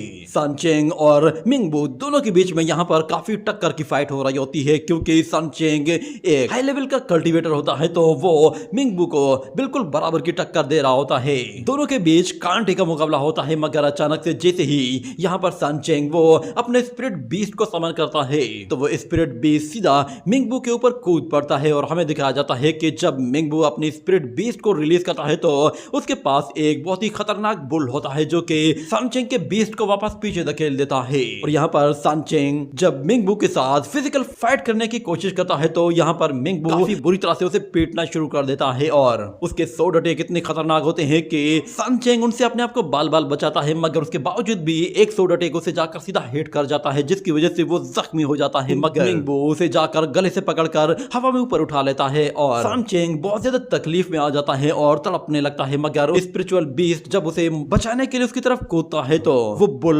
उसके ऊपर कूद जाता है और सन चेंग और उसका स्पिरिट बीस्ट दोनों ही बड़ी मुसीबत में आ जाते हैं। देखते ही देखते वो स्पिरिट बीस्ट जैसे ही डिस्ट्रॉय होता है तो मिंगबू समझ जाता है कि ये मरने वाला है। इतने में वो उसे किक मारकर हवा में ऊपर उछालता है और मिंगबू उसे एक जोरदार किक मारने वाला होता है, मगर अचानक से वहां पर एक स्पेल एक्टिवेट होता है जो कि मिंगबू के अटैक को रोक लेता है। देखकर मिंगबू को गुस्सा आता है कि किसकी इतनी हिम्मत हुई जिसने मुझे रोकने की कोशिश की। मगर वहां पर हमें दिखाया जाता है डिंग शाओ को, वो आते ही मिंगबू से कहता है कि ये किस तरह की असेसमेंट है, जब तुम ये फाइट जीत चुके हो तो फिर तुम प्राइड के साथ खड़े क्यों नहीं रह सकते, आखिर उसे मारने की जरूरत क्या है। मिंगबू उस लड़के की बातों से गुस्सा आने लगता है, मगर यहाँ पर जेंग टोंगलिंग कहता है कि डिंग शाओ तुम यहाँ क्या कर रहे हो। तो डिंग शाओ कहता है कि जेंग टोंगलिंग प्लीज मुझे परमिशन दें कि मैं इस टेस्ट में पार्टिसिपेट कर सकूं, मैंने इसके लिए काफी ज्यादा तैयारी की है और काफी वेट भी किया है। मगर जेंग टोंगलिंग उससे कहता है कि अगर तुम कॉम्बैट में हिस्सा लेना चाहते हो तो पहले तुम्हें अपनी स्ट्रेंथ का टेस्ट करना होगा। ये बात सुनकर बाकी सारे लोग हंसना शुरू कर देते हैं और कहते हैं कि जेंग टोंगलिंग तो इतना वीक है कि वो एक प्रेग्नेंट वुमेन के बराबर भी स्ट्रेंथ क्रिएट नहीं कर सकता, वो शायद एक लाइन भी एक्टिवेट कर पाए तो भी बड़ी बात होगी। और वहां पर मिंगबू भी हंसते हुए उसका मजाक उड़ाता है कि तुम्हारा मास्टर तुम्हारी स्ट्रेंथ का टेस्ट ले रहा है, तुम्हें तो डूब मरना चाहिए। मगर यहाँ पर डिंग शाओ जब वो अपना पाल्म अटैक करता है तो वो उस पूरे ग्राउंड में अपनी एनर्जी फैला देता है और हमें दिखाया जाता है कि वो तीनों की तीनों स्पिरिचुअल लाइंस को एक्टिवेट कर देता है, यानी कि उसकी स्ट्रेंथ मिंगबू के बिल्कुल बराबर लेवल की होती है और वो मिंगबू से लड़ने के लिए भी एलिजिबल हो जाता है। जिसके बाद उन दोनों के बीच में जब फाइट होती है तो हम देखते हैं कि इस फाइट में मिंगबू आते साथ ही बहुत ही ज्यादा एग्रेसिव हो जाता है और डिंग शाओ को मारने के लिए उस पर एक के बाद एक खतरनाक अटैक कर रहा होता है, मगर डिंग शाओ वो बहुत ही ज्यादा रिलैक्स होकर उसके हर एक अटैक को डॉज कर रहा था। मिंगबू कंटिन्यूसली अपनी स्ट्रेंथ का इस्तेमाल करते जा रहा था, मगर वो एक बार भी डिंग शाओ को टच नहीं कर पाया था, ना ही अभी तक उसे कोई इंजरी हुई थी। वो दोनों ही वॉरियर जैसे एक दूसरे को पंच मारते हैं तो दोनों की स्ट्रेंथ बिल्कुल बराबर की होती है और दोनों ही एक दूसरे को पीछे धकेल देते हैं। ये देखकर जेंग टोंगलिंग समझ जाता है कि इस लड़के में कुछ तो कमाल है और मिंगबू को भी पता चल जाता है कि उसने गलत आदमी को छेड़ दिया है। यहाँ पर फिर डिंग शाओ वो भी अब डिफेंसिव के बजाय ऑफेंसिव हो जाता है और मिंगबू पर एक के बाद एक अटैक करता है तो उसके अटैक बिल्कुल सही जगह हिट हो रहे होते हैं और साथ में डिंग शाओ उसके प्रेशर पॉइंट्स पर भी अटैक कर रहा होता है ताकि वो उसे आसानी के साथ कंट्रोल कर ले। देखते ही देखते डिंग शाओ की स्पीड इतनी ज्यादा बढ़ जाती है कि मिंगबू को पता भी नहीं चलता कि डिंग शाओ कहां से आता है और कहां से जाता है। मगर डिंग शाओ उसे पूरी तरह से लॉक करने के बाद उस पर एक जोरदार स्पिरिचुअल अटैक करता है जिससे वो उसे उठाकर दूर फेंक देता है और बहुत ही बुरी तरह इंजर्ड करता है। ये देखकर डिंग शाओ के दोस्त खुश हो रहे होते हैं, मगर दूसरी तरफ मिंगबू अभी भी अपने पैरों पर खड़ा हो जाता है और वो इस मर्तबा अपने स्पेल का इस्तेमाल करता है, जिसके साथ वो 2 फायर एनर्जी अटैक करता है और साथ में अपनी सोड लेकर पीछे आता है। तो डिंगशाओ उसे आता देखकर फौरन से एक पेपर शील्ड बना लेता है, जिसके साथ वो उन फायर अटैक्स को तो रोक लेता है, मगर पीछे से मिंगबू जब अपना सोड अटैक करता है तो इस मर्तबा वो उस शील्ड से टकराकर रुक जाता है, मगर वो कंटिन्यूसली डिंगशाओ के ऊपर अपना प्रेशर बना रहा होता है, जिसकी वजह से वो शील्ड ऐसा ऐसा टूटने लगी थी और देखते ही देखते मिंगबू की फोर्स की वजह से वो शील्ड टूट जाती है और वो स्वॉर्ड डिंगशाओ के फेस के बिल्कुल सामने आ गई थी। मगर डिंगशाओ अपना मुंह दूसरी तरफ करते हुए 2 स्पेल्स बाहर निकालकर उस स्वॉर्ड को वहीं पर ही होल्ड कर लेता है, जिसके बाद हमें कुछ और स्पेल्स दिखाई देते हैं जो कि मिंगबू के चारों तरफ आ जाते हैं और उनसे बचने के लिए मिंगबू फौरन से वहां से पीछे हटते हुए दूरी बनाने की कोशिश करता है, मगर अचानक उन स्पेल्स के अंदर से बहुत सारी सोर्ड्स बाहर निकलती हैं। देखते ही मिंगबू अपने सामने अपने बुल को ले आता है ताकि वो उसे सेक्रीफाइस करके अपनी जान बचा सके, मगर वो सोर्ड्स उस बुल को छोड़कर सीधा मिंगबू की तरफ जाती हैं और उसे बहुत ही जोर से जाकर हिट करती हैं, जिसके साथ ही मिंगबू वहां से दूर जा गिरता है और उसके साथ ही उसका खेल खत्म हो जाता है। ये देखकर सब लोग थोड़ी देर के लिए तो बिल्कुल खामोश हो गए थे। उन्हें यकीन नहीं आ रहा था कि डिंगशाओ, जिसे कल तक कोई जानता भी नहीं था और हर शख्स उसे बस यही कहता था कि ये तो लड़कियों से भी ज्यादा कमजोर है, आज उसने एक काफी ताकतवर कल्टीवेटर को हरा दिया था, जिसकी वजह से उसने टर्टल डिपार्टमेंट की इज्जत भी बचा ली थी और सब लोग उसके लिए फिर नारे लगाना शुरू कर देते हैं। अचानक डिंगशाओ को अपने अंदर से फिर से एक छोटे बच्चे की आवाज आती है और वो कहता है कि इस लड़ाई में कुछ खास मजा नहीं आया। तो यहाँ पर डिंगशाओ कहता है कि क्या ये तुम हो जो कि उस एम्ब्रियो के अंदर हो? और दूसरी तरफ बाइशी का सीनियर कहता है कि इस लड़के की स्पिरिट तो कमाल की है, मेरा आज का दिन जाया नहीं गया। मगर बाइशी डिसाइड करती है कि वो नानलिन सिटी में लिंग टेंपल में जाने वाली है और अगले सीन में हमें दिखाया जाता है एक मास्कमैन को जो कि एक पेपर स्पेल लेकर खड़ा हुआ होता है और कहता है कि तो फाइनली मैंने तुम्हें ढूंढ ही लिया। इतना कहने के बाद वो एक पेपर स्पेल के जरिए उसे दोबारा से रीशेप करता है, जिससे वो पेपर स्पेल बिल्कुल नया हो जाता है और जैसे और भी बहुत सारे पेपर स्पेल्स वहां पर अपीयर होते हैं जो कि दोबारा से पहले जैसे नए बन जाते हैं और एक के बाद एक वापस से अपनी जगह पर आ जाते हैं। दूसरी तरफ एक डिपार्टमेंटल कंपटीशन चल रहा होता है जिसमें 2 अलग अलग ग्रुप्स आपस में फाइट कर रहे होते हैं, मगर वहां पर मिंगबू नाम का एक वॉरियर इतना ताकतवर होता है कि वो टर्टल डिपार्टमेंट के सारे ही वॉरियर्स को पछाड़ चुका होता है और कोई भी उसका मुकाबला करने वाला नहीं था। मगर जब वहां पर वो सन चेंग को मारने वाला था तो अचानक से डिंगशाओ वहां पर आता है और वो उसे चैलेंज करता है, जिसके बाद उन दोनों के बीच में ही फाइट होती है और हमें दिखाया जाता है कि यहाँ पर डिंगशाओ ने उसे बहुत ही बुरी तरह पछाड़ दिया था, जिसके बाद अब वो अपने प्रमोशन का इंतजार कर रहा था। अगले सीन में हमें दिखाया जाता है एक लड़की को, वो खेतों में अकेली खड़ी हुई किसी का इंतजार कर रही होती है। अचानक से वहां पर एक आदमी उसके पीछे से आता है और कहता है कि खूबसूरत लेडी तुम किसका इंतजार कर रही हो, चलो मेरे साथ। ये कहने के साथ वो उसे उठाकर वहां से खेतों के अंदर ले जाता है तो वहां उसके पीछे पीछे एक और शख्स आ जाता है और वो अपने वेपन लेकर उन लोगों का पीछा करता है और जब वो उस लड़की और उस आदमी तक पहुंचता है तो वहां पर उस आदमी को कत्ल कर देता है। वहां पे मौजूद एक ओल्ड लेडी ये सब कुछ देख लेती है और उसे उस आदमी के चीखने चिल्लाने की आवाजें आ रही थी। वो उन लोगों से कह रहा था कि मैं मरने के बाद भी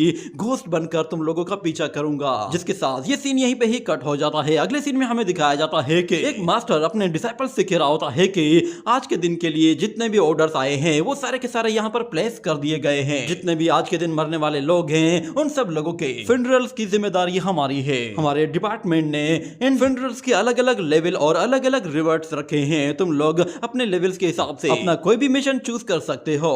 हमें दिखाया जाता है वहां पर 1 स्टार से 3 स्टार तक की रैंकिंग के टास्क दिए गए होते हैं और वहां पर 1 स्टार वाला एक ऐसा टास्क होता है जिसका रिवॉर्ड सबसे ज्यादा होता है और सब लोग उसी टास्क को लेना चाहते थे, मगर वहां पे मौजूद एक लेडी उन सब लोगों को मना करती है क्योंकि वो वहां पे सबसे सीनियर होती है। तो उन लोगों से कहती है कि ये टास्क मैं अपने जूनियर के साथ लूंगी, इसीलिए इसे कोई भी हाथ ना लगाए। अचानक से फिर वहां पे हमें डिंगशाओ को दिखाया जाता है, वो भी अपने कपड़े बदल कर वहां पर आता है। तो वो कहता है कि मुझे जल्द से जल्द कोई अच्छा सा मिशन चूज करके अच्छा सा रिवॉर्ड लेना होगा क्योंकि मेरी सिस्टर की तबीयत दिन ब दिन खराब होती जा रही है। उसके लिए मुझे जल्द से जल्द मेडिसिन लेनी होंगी। इतना कहने के साथ वो जैसे ही अपना टोकन लेने के लिए जाता है तो अचानक से कोई बंदा पीछे से आकर उस पर अटैक कर देता है। तो डिंगशाओ फौरन से अपने आप को उससे हटाता है और उसके हर एक अटैक को डॉज करता है, मगर हमें दिखाया जाता है कि वो वॉरियर तो पहले ही काफी ज्यादा जख्मी हालत में था और उसके बावजूद भी वो डिंग शाओ के साथ फाइट कर रहा था। और इससे पहले कि वो बंदा अपनी सोड यूज करता, डिंग शाओ फौरन से उसकी सोड पकड़ता है और उसे एक जोरदार पंच के साथ उठाकर वहां से दूर फेंक देता है। और हमें दिखाया जाता है वहां पर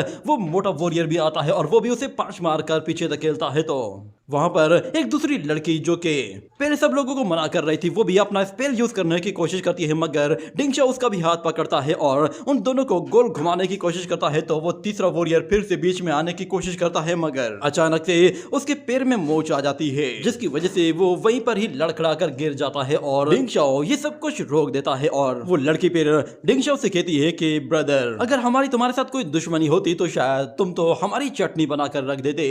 और वो मोटा भी कहता है कि जूनियर, तुमने आज हमें खुश कर दिया है। और सांचेंग कहता है, क्या तुम भी हमारे साथ यहाँ पर कोई मिशन लेने के लिए आए हो? तो जूनियर वर्ड सुनकर डिंग शाओ कहता है कि क्या तुम लोग मुझे अपना जूनियर कह रहे हो? तो वो मोटा कहता है कि हाँ ब्रदर, हमने तुम्हें कल स्पेयरिंग ग्राउंड में देखा था, तुमने सच में हमारे टर्टल डिपार्टमेंट की इज्जत बचा ली, तुम्हारे फाइटिंग स्टाइल सच में लाजवाब है। और वो लड़की भी कहती है कि प्लीज ब्रदर, जो कुछ हमने तुम्हारे साथ किया है उसके लिए हमें माफ करना। जब हमने तुम्हें पहली मर्तबा देखा था तभी हमें लगा था कि शायद तुम हमारे दोस्त बनोगे, और अब हम लोग तुम्हें अपनी टीम में शामिल करना चाहते हैं और तुम्हारी ही गाइडेंस से आगे मिशन कंप्लीट करना चाहते हैं। और वो मोटा वॉरियर भी कहता है कि ब्रदर, हमारे बीच जो कुछ भी हुआ था वो सब कुछ बस मिसअंडरस्टैंडिंग थी। वो लोग उसे अपने साथ मिलाने के लिए एक से बढ़कर एक तारीफ करते हैं और मस्का लगाना शुरू करते हैं और कहते हैं कि ब्रदर, तुम सच में कमाल हो, अगर तुम हमारी टीम में आ जाओगे तो हम लोगों की जोड़ी बिल्कुल बराबर हो जाएगी और हम लोग तुम्हें अपना जूनियर ब्रदर कहकर पुकारेंगे, जिसके बाद पूरे टर्टल डिपार्टमेंट में तुम्हारी इज्जत ही इज्जत होगी। और वो डिंग शाओ से कहती है कि तुम वैसे भी गुइशू डिपार्टमेंट के एक ऑफिशियल मेंबर रह चुके हो और तुम जानते हो कि किसी लाश को दफनाने के बाद उसकी सोल को किस तरह रिटर्न किया जाता है, और हम लोग भी यहाँ पर बस थोड़े से ही लोग हैं। मगर डिंग शाओ साफ साफ मना कर देता है कि प्लीज तुम लोग किसी और को चूज कर लो, मैं किसी के साथ काम नहीं करता। वो दिल ही दिल में कहता है कि मुझे खास तौर पर लड़कियों के साथ बिल्कुल भी काम नहीं करना, और ऊपर से मुझे अगर दूसरे लोगों के साथ काम करना पड़ा और उन लोगों ने मुझे देख लिया कि मैं उन लोगों की पावर से एब्जॉर्ब कर सकता हूं तो शायद मेरी आइडेंटिटी एक्सपोज हो जाएगी। मगर वो लोग फिर उसे वो 1 स्टार वाला टास्क दिखाते हैं ताकि वो उसे एक्सेप्ट कर ले। मगर डिंग शाओ कहता है कि ये मिशन जितना सिंपल लग रहा है इतना सिंपल नहीं है। मगर वो लड़की कहती है कि तुम बेफिक्र हो जाओ, तुम अकेले ही इस सब के लिए रिस्पॉन्सिबल नहीं होगे, बल्कि हम सब लोग रिस्पॉन्सिबल होंगे। और टियानजिन कहता है कि मैं तुम लोगों का बॉस बनने के लिए भी तैयार हूँ, मैंने पहले ही 4 मिशन कंप्लीट कर लिए हैं। मगर वहां पर अचानक वो मंकी फ्रेंड आता है और वो आते साथ ही उन लोगों से वो टोकन छीन लेता है और कहता है कि तुम लोग बेफिक्र हो जाओ, हम लोग एक साथ मिलकर ये मिशन कंप्लीट कर लेंगे और तुम लोगों को मेरे यहाँ पे होने के लिए कोई ऑब्जेक्शन भी नहीं होना चाहिए, क्योंकि मैं डिंग शाओ के साथ हूँ। ये सुनकर वो लोग मान जाते हैं और कहते हैं कि ठीक है, पहले ही तुम लोग अपने अरेंजमेंट्स कंप्लीट कर लो। उन लोगों के जाने के बाद वो मंकी बॉय खुश होता है और जोर जोर से हंसते हुए कहता है कि तो फाइनली अमीर होने के लिए मैंने सबसे पहले अपना एक स्टेप आगे बढ़ा दिया है और मेरी पहली ही डील सक्सेसफुल हो गई है। मगर डिंग शाओ उस पर काफी ज्यादा गुस्सा होता है और कहता है कि ये तुमने क्या कर दिया? तो मंकी बॉय कहता है कि मैं जानता हूँ कि तुम अभी ये फर्स्ट मिशन ले रहे हो, मगर हम लोग एक टीम है तो हम लोगों को मिलकर काम करना चाहिए। मगर डिंग शाओ उससे कहता है कि तुम जानते हो तुमने कितनी बड़ी बेवकूफी की है, इस टास्क में रिवॉर्ड बहुत ही ज्यादा दिया गया है और जबकि इसे रैंकिंग 1 में रखा गया है। क्या तुम्हें नहीं लगता कि इसमें कुछ गड़बड़ है? कोई भला इतने सिंपल से टास्क के लिए इतना ज्यादा रिवॉर्ड कैसे दे सकता है? ये बातें सुनने के बाद वो मंकी बॉय भी बिल्कुल हैरान हो जाता है और कहता है कि जरा एक मिनट रुको, ये तो मैंने देखा ही नहीं। तो डिंग शाओ कहता है कि जरूर दाल में कुछ काला है, जिसके बाद मंकी रोना शुरू कर देता है और कहता है कि क्या कर दिया मैंने, पहले ही डील में मुझे चूना लगा दिया। मगर डिंग शाओ कहता है अब जो कुछ होना था हो गया है, अब तुम फनरल की तैयारी करो, जब तक मैं घर जाकर एक मर्तबा लिंगर से मिल आता हूँ। अगले सीन में हमें दिखाया जाता है लिंगर को, वो अपने भाई के इंतजार में बैठी हुई होती है और कहती है कि उसे गए हुए काफी टाइम हो गया है, पता नहीं वो कब वापस आएगा। मगर वहां पे मौजूद लोग उसे देखते हैं तो वो उससे कहते हैं कि लिंगर, क्या तुम यहाँ पर फिर से कुछ जानवरों को आजाद कराने आई हो? मगर एक दूसरा बंदा कहता है कि लिंगर, तुम्हारा बहुत बहुत शुक्रिया, लास्ट टाइम जो तुमने हाफ पिक की थी वो कमाल की थी। और उनमें से फिर एक बंदा जाते हुए कहता है कि आज मैं तुम्हारे पास शॉपिंग करने के लिए तुम्हारे घर आऊंगा। मगर जब लिंगर वापस अपने घर आती है तो वो देखती है कि वहां पर बायशी पहले से ही बैठी हुई है। उसे देखते ही वो फौरन से अपने घर को आती है और उसे उस लेडी के हाथ में एक व्हाइट जेट टोकन दिखाई देता है, जिस पर वो समझ जाती है कि ये किसी सेक्ट से बिलोंग करती है। मगर बाइशी यहाँ पर डिंग शाओ के बारे में जानने के लिए आई थी। शायद उसे यहाँ पर उसकी सच्चाई के बारे में कुछ पता चल सकता है। मगर लिंगर अंदर आता ही वो कहती है कि हेलो सिस्टर, क्या तुम यहाँ पे कुछ खरीदने के लिए आई हो? मगर बाइशी उसे कहती है कि क्या डिंग शाओ वो तुम्हारा ब्रदर है?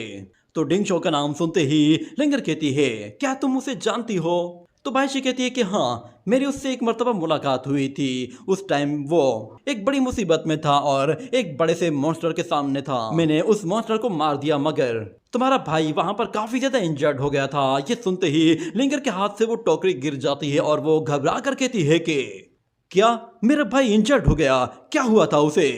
तो बाइशी कहती है कि हाँ, शुक्र करो कि वो सिर्फ इंजर्ड हुआ है, क्योंकि जिस तरह उस पर अटैक हुआ था उसका बचना पॉसिबल नहीं था। मगर वो खुद तो बच गया, मगर उसने अपने अपोनेंट को पूरी तरह से निगल लिया था। मुझे लगता है तुम्हारा भाई वो कोई नॉर्मल इंसान नहीं है, शायद वो कोई बाहर से आया हुआ एलियन लग रहा है। मगर लिंगर गुस्से में आकर कहती है तुम आखिर होती कौन हो मेरे भाई के बारे में ऐसा कहने वाली, और मुझे बताओ कि वो कहाँ पर है और क्या किया है तुमने उसके साथ? मगर बाइशी उसे कहती है तुम्हें पता होना चाहिए कि स्पिरिट्स क्या कर सकती हैं। तुम्हारे भाई ने जो काम किया है वो एक इलीगल काम है और इसके लिए बहुत बड़ी सजा दी जा सकती है। मगर लिंगर उसे डांटते हुए कहती है कि तुम्हारी हिम्मत कैसे हुई ऐसा कहने की? मैं नहीं जानती कि वहां पर क्या हुआ था, मगर कोई भी मेरे ब्रदर को हर्ट नहीं करेगा। मगर बाइशी फौरन से अपनी सोट दिखाते हुए कहती है कि मैंने जो कुछ भी कहा है उसे अच्छी तरह से याद रखना, तुम्हारी बातों का मुझ पर कोई असर नहीं होगा। उस सोट को वहां पर देखकर अचानक से लिंगर को फिर से एक झटका सा लगता है और उसकी इविल स्पिरिट फिर से आउट ऑफ कंट्रोल होने लगती है, जिससे वहां पर एक जोरदार एनर्जी ऑरा रिलीज होता है। और बाइशी कहती है कि ये लड़की भी नॉर्मल नहीं है। हमें दिखाया जाता है कि लिंगर की बॉडी से वो इविल स्पिरिट जैसे रिलीज होने लगती है तो लिंगर के हाथ पैर वो अपने आप ही मोड़ना शुरू हो जाते हैं और वो जाते साथ ही सीधा बाइशी पर टूट पड़ती है। तो बाइशी उसे इस हाल में देखकर काफी ज्यादा हैरान होती है और उसके हर एक अटैक से पीछे हटते हुए अपने आप को बचाती है। मगर लिंगर की स्पिरिट वो इतनी ज्यादा ताकतवर होती है कि वो बाइशी पर ज्यादा भारी पड़ने लगी थी। मगर बाइशी वो किसी तरह उसके अटैक से अपने आप को बचाकर उससे दूरी बना रही थी और उस पर कोई भी अटैक नहीं कर रही थी, क्योंकि वो जानती थी कि ये लड़की खुद से ये सब कुछ नहीं कर रही। लिंगर जैसे उसे मारने के लिए दोबारा आगे बढ़ती है तो बाइशी अपनी सोट निकालने वाली थी, मगर एक लम्हे के लिए वो अपनी सोट वापस रख देती है। पर लिंगर को वो अपनी तरफ दोबारा जब आते हुए देखती है तो वो दोबारा से उस सोट को निकालने की कोशिश करती है, मगर अचानक से वहां पर डिंग शाओ पहुंचता है और वो अपनी सिस्टर को आवाज देते हुए फौरन से जाकर उससे लिपट जाता है और उसका सिर पकड़कर उससे कहता है कि सिस्टर मुझे कुछ भी नहीं हुआ है, प्लीज रिलैक्स हो जाओ। डिंग शाओ उस स्पिरिट को बहुत ही आसानी से कंट्रोल कर रहा होता है और साथ में अपनी सिस्टर को भी रिकवर करने में हेल्प करता है। तो उसकी सिस्टर उसकी आवाज सुनते ही बिल्कुल नॉर्मल हो जाती है और उसकी इविल स्पिरिट दोबारा से सप्रेस हो जाती है। जिसके बाद डिंग शाओ बाइशी से कहता है कि अगर तुम मेरी जान लेना चाहती हो तो तुम ले लो, मगर तुमने अगर मेरी सिस्टर को हर्ट करने की कोशिश की तो मैं ये भूल जाऊंगा कि तुम कौन हो। तो बाइशी कहती है कि मैं बस इन्वेस्टिगेशन करने के लिए आई थी, तुम दोनों बहन भाई इविल स्पिरिट से कुछ ज्यादा ही कांटेक्ट में हो, मगर ये इविल स्पिरिट मुझे तकरीबन 15 साल पहले वाली लग रही है। मैं जानना चाहती हूँ आखिर 15 साल पहले क्या हुआ था। मगर फिर अगले सीन में हमें दिखाया जाता है कि डिंग शाओ अपनी सिस्टर को फौरन से कमरे में ले आता है और दोबारा से उसकी उस एविल स्पिरिट को सप्रेस करते हुए उसे हील करने की कोशिश करता है और दिल ही दिल में कहता है कि इसे हील कर पाना दिन ब दिन मेरे लिए मुश्किल होता जा रहा है। मुझे जल्द से जल्द अपना रियलम इंप्रूव करना होगा ताकि मेरी इनहेंसमेंट और मेरी हीलिंग पावर वो कई गुना बढ़ जाए, जिससे मैं अपनी सिस्टर को ज्यादा देर तक हील कर सकूं। इतना कहते हुए वो दोबारा से अपने सीक्रेट स्पेस में आता है जहां पर हमें उसका कल्टीवेशन पाथवे दिखाया जाता है। वहां पर वो गोल्डन बॉडीज उसके सामने दोबारा से अपीयर होती है और एक स्पिरिचुअल बॉडी जैसे ही उसे पांच मारने वाली होती है तो डिंग शाओ उसका हाथ रोकता है और उसे बहुत ही जोर से किक मारते हुए पीछे धकेल देता है। मगर वो स्पिरिचुअल बॉडी काफी स्ट्रांग होती है और डिस्ट्रॉय होने के बजाय वो पलटवार करना शुरू कर देती है, जिस पर डिंग शाओ वो आसानी के साथ उस पर टेक ओवर कर रहा होता है और उस पर एक के बाद एक पावरफुल अटैक करता है और एक पंच की वजह से वो बॉडी जैसे ही क्रैक होती है तो वो वहीं पर ही हवा में बिखर जाती है और उस बॉडी के डिस्ट्रॉय होने के साथ ही डिंग शाओ का एक लेवल अपग्रेड हो जाता है, जिसके बाद वो फर्स्ट रियलम के 4th लेवल में जा पहुंचता है। यहाँ पे हमें दिखाया जाता है कि वो जैसे ही 5th लेवल की तरफ जा रहा होता है तो वहां पर एक और बॉडी आती है और वो भी पहले वाली बॉडी से ज्यादा ताकतवर होती है और उसके स्किल्स भी अच्छे होते हैं। मगर डिंग शाओ उसके साथ भी सेम वैसे ही तरीके से फाइट करता है और अपनी पावर को बढ़ाते हुए उस बॉडी को डिस्ट्रॉय करने की कोशिश करता है। मगर वहां पे मौजूद वो ब्लैक फ्यूम अचानक से उसके रास्ते में आ जाता है, जिसकी वजह से उसका ध्यान भटकता है और वो वापस से अपने स्पिरिट एम्ब्रियो के पास आ जाता है और उसे स्पिरिट एम्ब्रियो से वही बच्चे की आवाज सुनाई देती है। वो डिंग शाओ पर हंसते हुए उसका मजाक उड़ाता है और कहता है कि तुम तो एक स्नेल की तरह बिल्कुल स्लो हो। तो डिंग शाओ उससे कहता है कि अच्छा तो वो तुम हो, कुछ देर पहले भी तुम ही बातें कर रहे थे मेरे साथ। अब मुझे पता चला कि इस छोटी सी एम्ब्रियो बॉल के अंदर तुम मौजूद हो। इतने लंबे टाइम से तुम कहां पर थे और इतनी देर तक खामोश क्यों थे? तुम्हारे ग्रो ना होने की वजह से मैं बिल्कुल यूजलेस हो गया था। आखिर तुम्हें ग्रो करने में इतना ज्यादा टाइम क्यों लग रहा है? और जरा एक बात बताओ तो सही कि मेरी बॉडी के अंदर जो एविल स्पिरिट एब्जॉर्ब हुई थी वो क्या तुमने की थी? जिस पर अंदर से वो बच्चा कहता है कि अरे हाँ वो भी मैंने ही किया था। तो डिंग शाओ कहता है इसका मतलब ये है कि तुम एविल स्पिरिट्स को एब्जॉर्ब कर सकते हो। मैं नहीं जानता कि तुम छोटी एविल स्पिरिट्स को एब्जॉर्ब करते हो या फिर बड़ी को भी। मैं बस तुमसे एक बात पूछना चाहता हूँ, तुमने मेरी सिस्टर को देखा है ना? उसके सिर के पीछे एक एविल स्पिरिट अपीयर होती है। क्या तुम बता सकते हो कि वो किस तरह की एविल स्पिरिट है? तो वो बच्चा कहता है कि वो स्पिरिट एक डीमन है। इतने में लिंगर फौरन से होश में आ जाती है और उठकर बैठ जाती है। तो उसे देखकर डिंग शाओ कहता है कि तो फाइनली तुम होश में आ गई। अपने ब्रदर को इस तरह देखकर वो लड़की काफी ज्यादा परेशान होती है और उसे माफी मांगते हुए कहती है कि शायद मैंने तुम्हें फिर से हर्ट करने की कोशिश की है। मगर डिंग शाओ कहता है नहीं, तुम मुझे कभी भी हर्ट नहीं कर सकती। मगर लिंगर कहती है कि तुम मेरी वजह से काफी ज्यादा परेशान रहते हो, मेरी डिजीज वो दिन ब दिन खराब होती जा रही है। मगर डिंग शाओ कहता है तुम बताओ तो सही कि तुम अब कैसा फील कर रही हो? तो वो लड़की कहती है कि मैं काफी अच्छी हूँ और काफी स्ट्रॉन्ग फील कर रही हूँ। मैं इतनी स्ट्रॉन्ग हूँ कि मैं एक टाइगर को भी मार सकती हूँ। और फिर वो उसके ड्रेस को देखकर कहती है कि तुम हाफ मंथ के बाद वापस आए हो और शुक्र है कि तुम बिल्कुल भी इंजर्ड नहीं हुए। मैं तुम्हारा सोचकर ही काफी ज्यादा डर गई थी। मगर जो कहता है मुझे क्या हुआ है, मैं बिल्कुल परफेक्ट हूँ। तो लिंगर कहती है अच्छा ये बताओ कि तुमने ये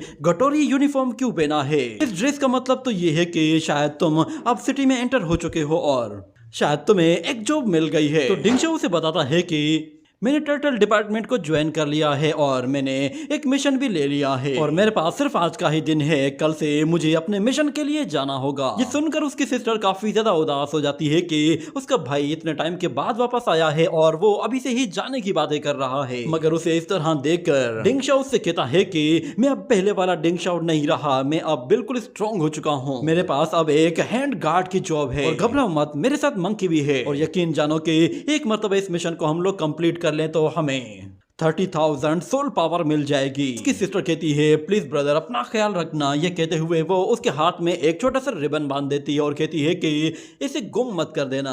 मैं उम्मीद करती हूँ कि तुम और मंकी ब्रदर दोनों बिल्कुल सेफ रहोगे और उम्मीद करती हूँ तुम दोनों ही बहुत जल्द वापस भी आ जाओगे। अगले सीन में हमें लियांग रेजिडेंस का सीन दिखाया जाता है। वहाँ पर रोने धोने की आवाजें आ रही थी, शायद वहाँ पर किसी की डेथ हो गई थी। वहाँ पे डिंग शाओ आते ही मंकी से कहता है कि मैंने तुम्हें कुछ पेपर स्पेल्स तैयार करने के लिए कहा था। तो मंकी कहता है तुम बेफिक्र हो जाओ, मैंने ऑलरेडी एडवांस में ही कुछ पेपर स्पेल्स बना लिए थे। तो डिंग शाओ कहता है कि हम लोगों को पहले जरा यहाँ की सिचुएशन को देखना होगा, तुम अंदर जाकर पहले उन लोगों के साथ डील करो, तब तक मैं यहाँ पे बाहर का माहौल देखता हूँ। अंदर हमें दिखाया जाता है कि वो लोग आग जलाकर उसके अंदर कुछ पेपर स्पेल्स थ्रो कर रहे होते हैं और लियांग फैमिली का एक मेंबर कह रहा होता है कि मैंने ऑलरेडी तुम्हें 600 टाइल की ऑफर दी है और तुम चाहते हो कि मैं इसकी प्राइस और भी ज्यादा बढ़ाऊं। तो मंकी बॉय कहता है तुम नहीं जानते ये पेपर एमुलेट्स असल में मैंने किसी और के लिए बनाए हैं, मगर क्योंकि तुम हमारे मास्टर के करीबी दोस्त हो तो इसीलिए हम लोग ये पेपर स्पेल्स पहले तुम्हें दे रहे हैं। ये सर्विस बिल्कुल सेफ है, इसीलिए तुम्हें जरा हमारी सर्विस के बारे में सोचना चाहिए। इस पे पैसे थोड़े से ज्यादा लग सकते हैं। तो मिस्टर लियांग कहता है ठीक है, मुझे ये सारे के सारे पेपर स्पेल्स चाहिए। इतने में वहां पर डिंग शाओ आ जाता है और वो कहता है कि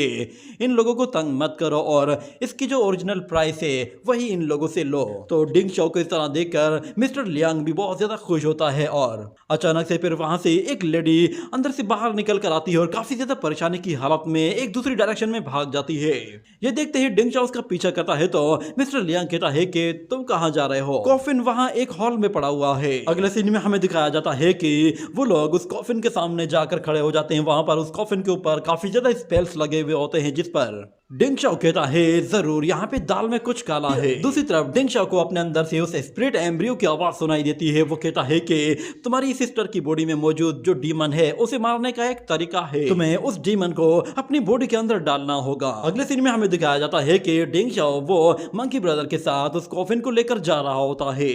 और वहां पर वो मंकी ब्रदर कहता है कि हम लोग इन्हें दफनाने क्यों जा रहे हैं, इससे बेहतर तो यही है कि हम लोग इन बॉडीज को जला देते हैं, इस तरह इनकी डिजीज भी नहीं फैलेगी, ना ही इन लोगों की बॉडी के बारे में किसी को पता चलेगा। मगर डिंग शाओ कहता है कि नहीं, इस तरह इन लोगों की सोल को पीस नहीं मिल पाएगा, ना ही ये दोबारा से एक ह्यूमन फॉर्म में रिबॉर्न हो पाएंगी। तो मंकी बॉय कहता है चलो छोड़ो इस बात को, मुझे ये बताओ कि वो आर्ट तुमसे क्या कह रही थी, ये बंदा कैसे मरा है। तो डिंग शाओ से बताता है कि वो लेडी कह रही थी कि जुवोगु वो एक डॉक्टर है और दिल का भी बहुत अच्छा है, उसने अपने आसपास के बहुत सारे लोगों को ठीक किया है और उन लोगों से कभी भी पैसे नहीं लिए। मगर जहाँ तक बात जाओ फैमिली की है, वो लोग उसे कभी भी अच्छी तरह से ट्रीट नहीं करते थे। ऊपर से मिस जाओ ने पहले से ही उसके अगेंस्ट काफी ज्यादा कंप्लेंट्स करवाई थी और मिस जाओ ने कहा है कि उसने उस बंदे को खेतों में जाते हुए देखा था। मिस जाओ देखती है कि जाओ गु वो वहां पर एक लड़की के साथ उन खेतों में अंदर जा रहा है और पीछे से पिंटू भी चाहता है और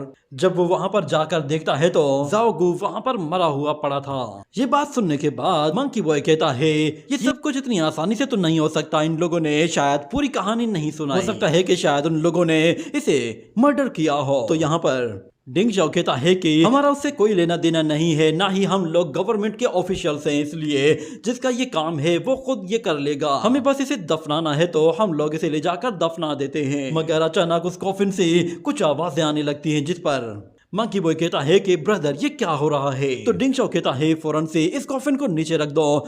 मंकी बॉय जैसे उस कॉफिन को नीचे रखता है तो उस कॉफिन के अंदर से छटपटाने की आवाजें आ रही होती हैं और देखते ही देखते वो एविल स्पिरिट स्पेल्स जल जाते हैं, जिसके बाद उन लोगों को पता चल जाता है कि इस कॉफिन के अंदर एविल स्पिरिट आ चुकी है और उस कॉफिन के अंदर मौजूद डेड बॉडी वो बाहर आने की कोशिश कर रही है, मगर उन स्पेल्स की वजह से वो डेड बॉडी बाहर नहीं आ पा रही। ये देखते ही शाओ फौरन से मंकी बॉय से कहता है कि तुम फौरन से अपने स्पेल्स निकाल लो और स्पिरिट से लड़ने के लिए तैयार हो जाओ। इतना कहते ही वो अपनी सोड निकालता है और उस कॉफिन के ढक्कन को खोलने के लिए उसके ऊपर से स्पेल उतार देता है तो वो ढक्कन अपने आप ही खुल जाता है, जिसके बाद जिसके अंदर से बहुत ही खतरनाक और खूंखार स्पिरिट डीमन बाहर निकल आता है। वो बहुत ही तेजी से भागते हुए सीधा मंकी बॉय की तरफ जा रहा था। ये देखते ही डिंग शाओ मंकी बॉय को बचाने के लिए उस स्पिरिट डीमन के सामने चला जाता है और एक स्पेल के जरिए मंकी बॉय के सामने एक फॉर्मेशन क्रिएट करके उस डीमन को उससे दूर हटाता है। मगर डिंग शाओ देखता है कि ये वाला डीमन भागने में बहुत ज्यादा तेज है और काफी ज्यादा ताकतवर भी है। इतना कहने के बाद वो मंकी बॉय से कहता है कि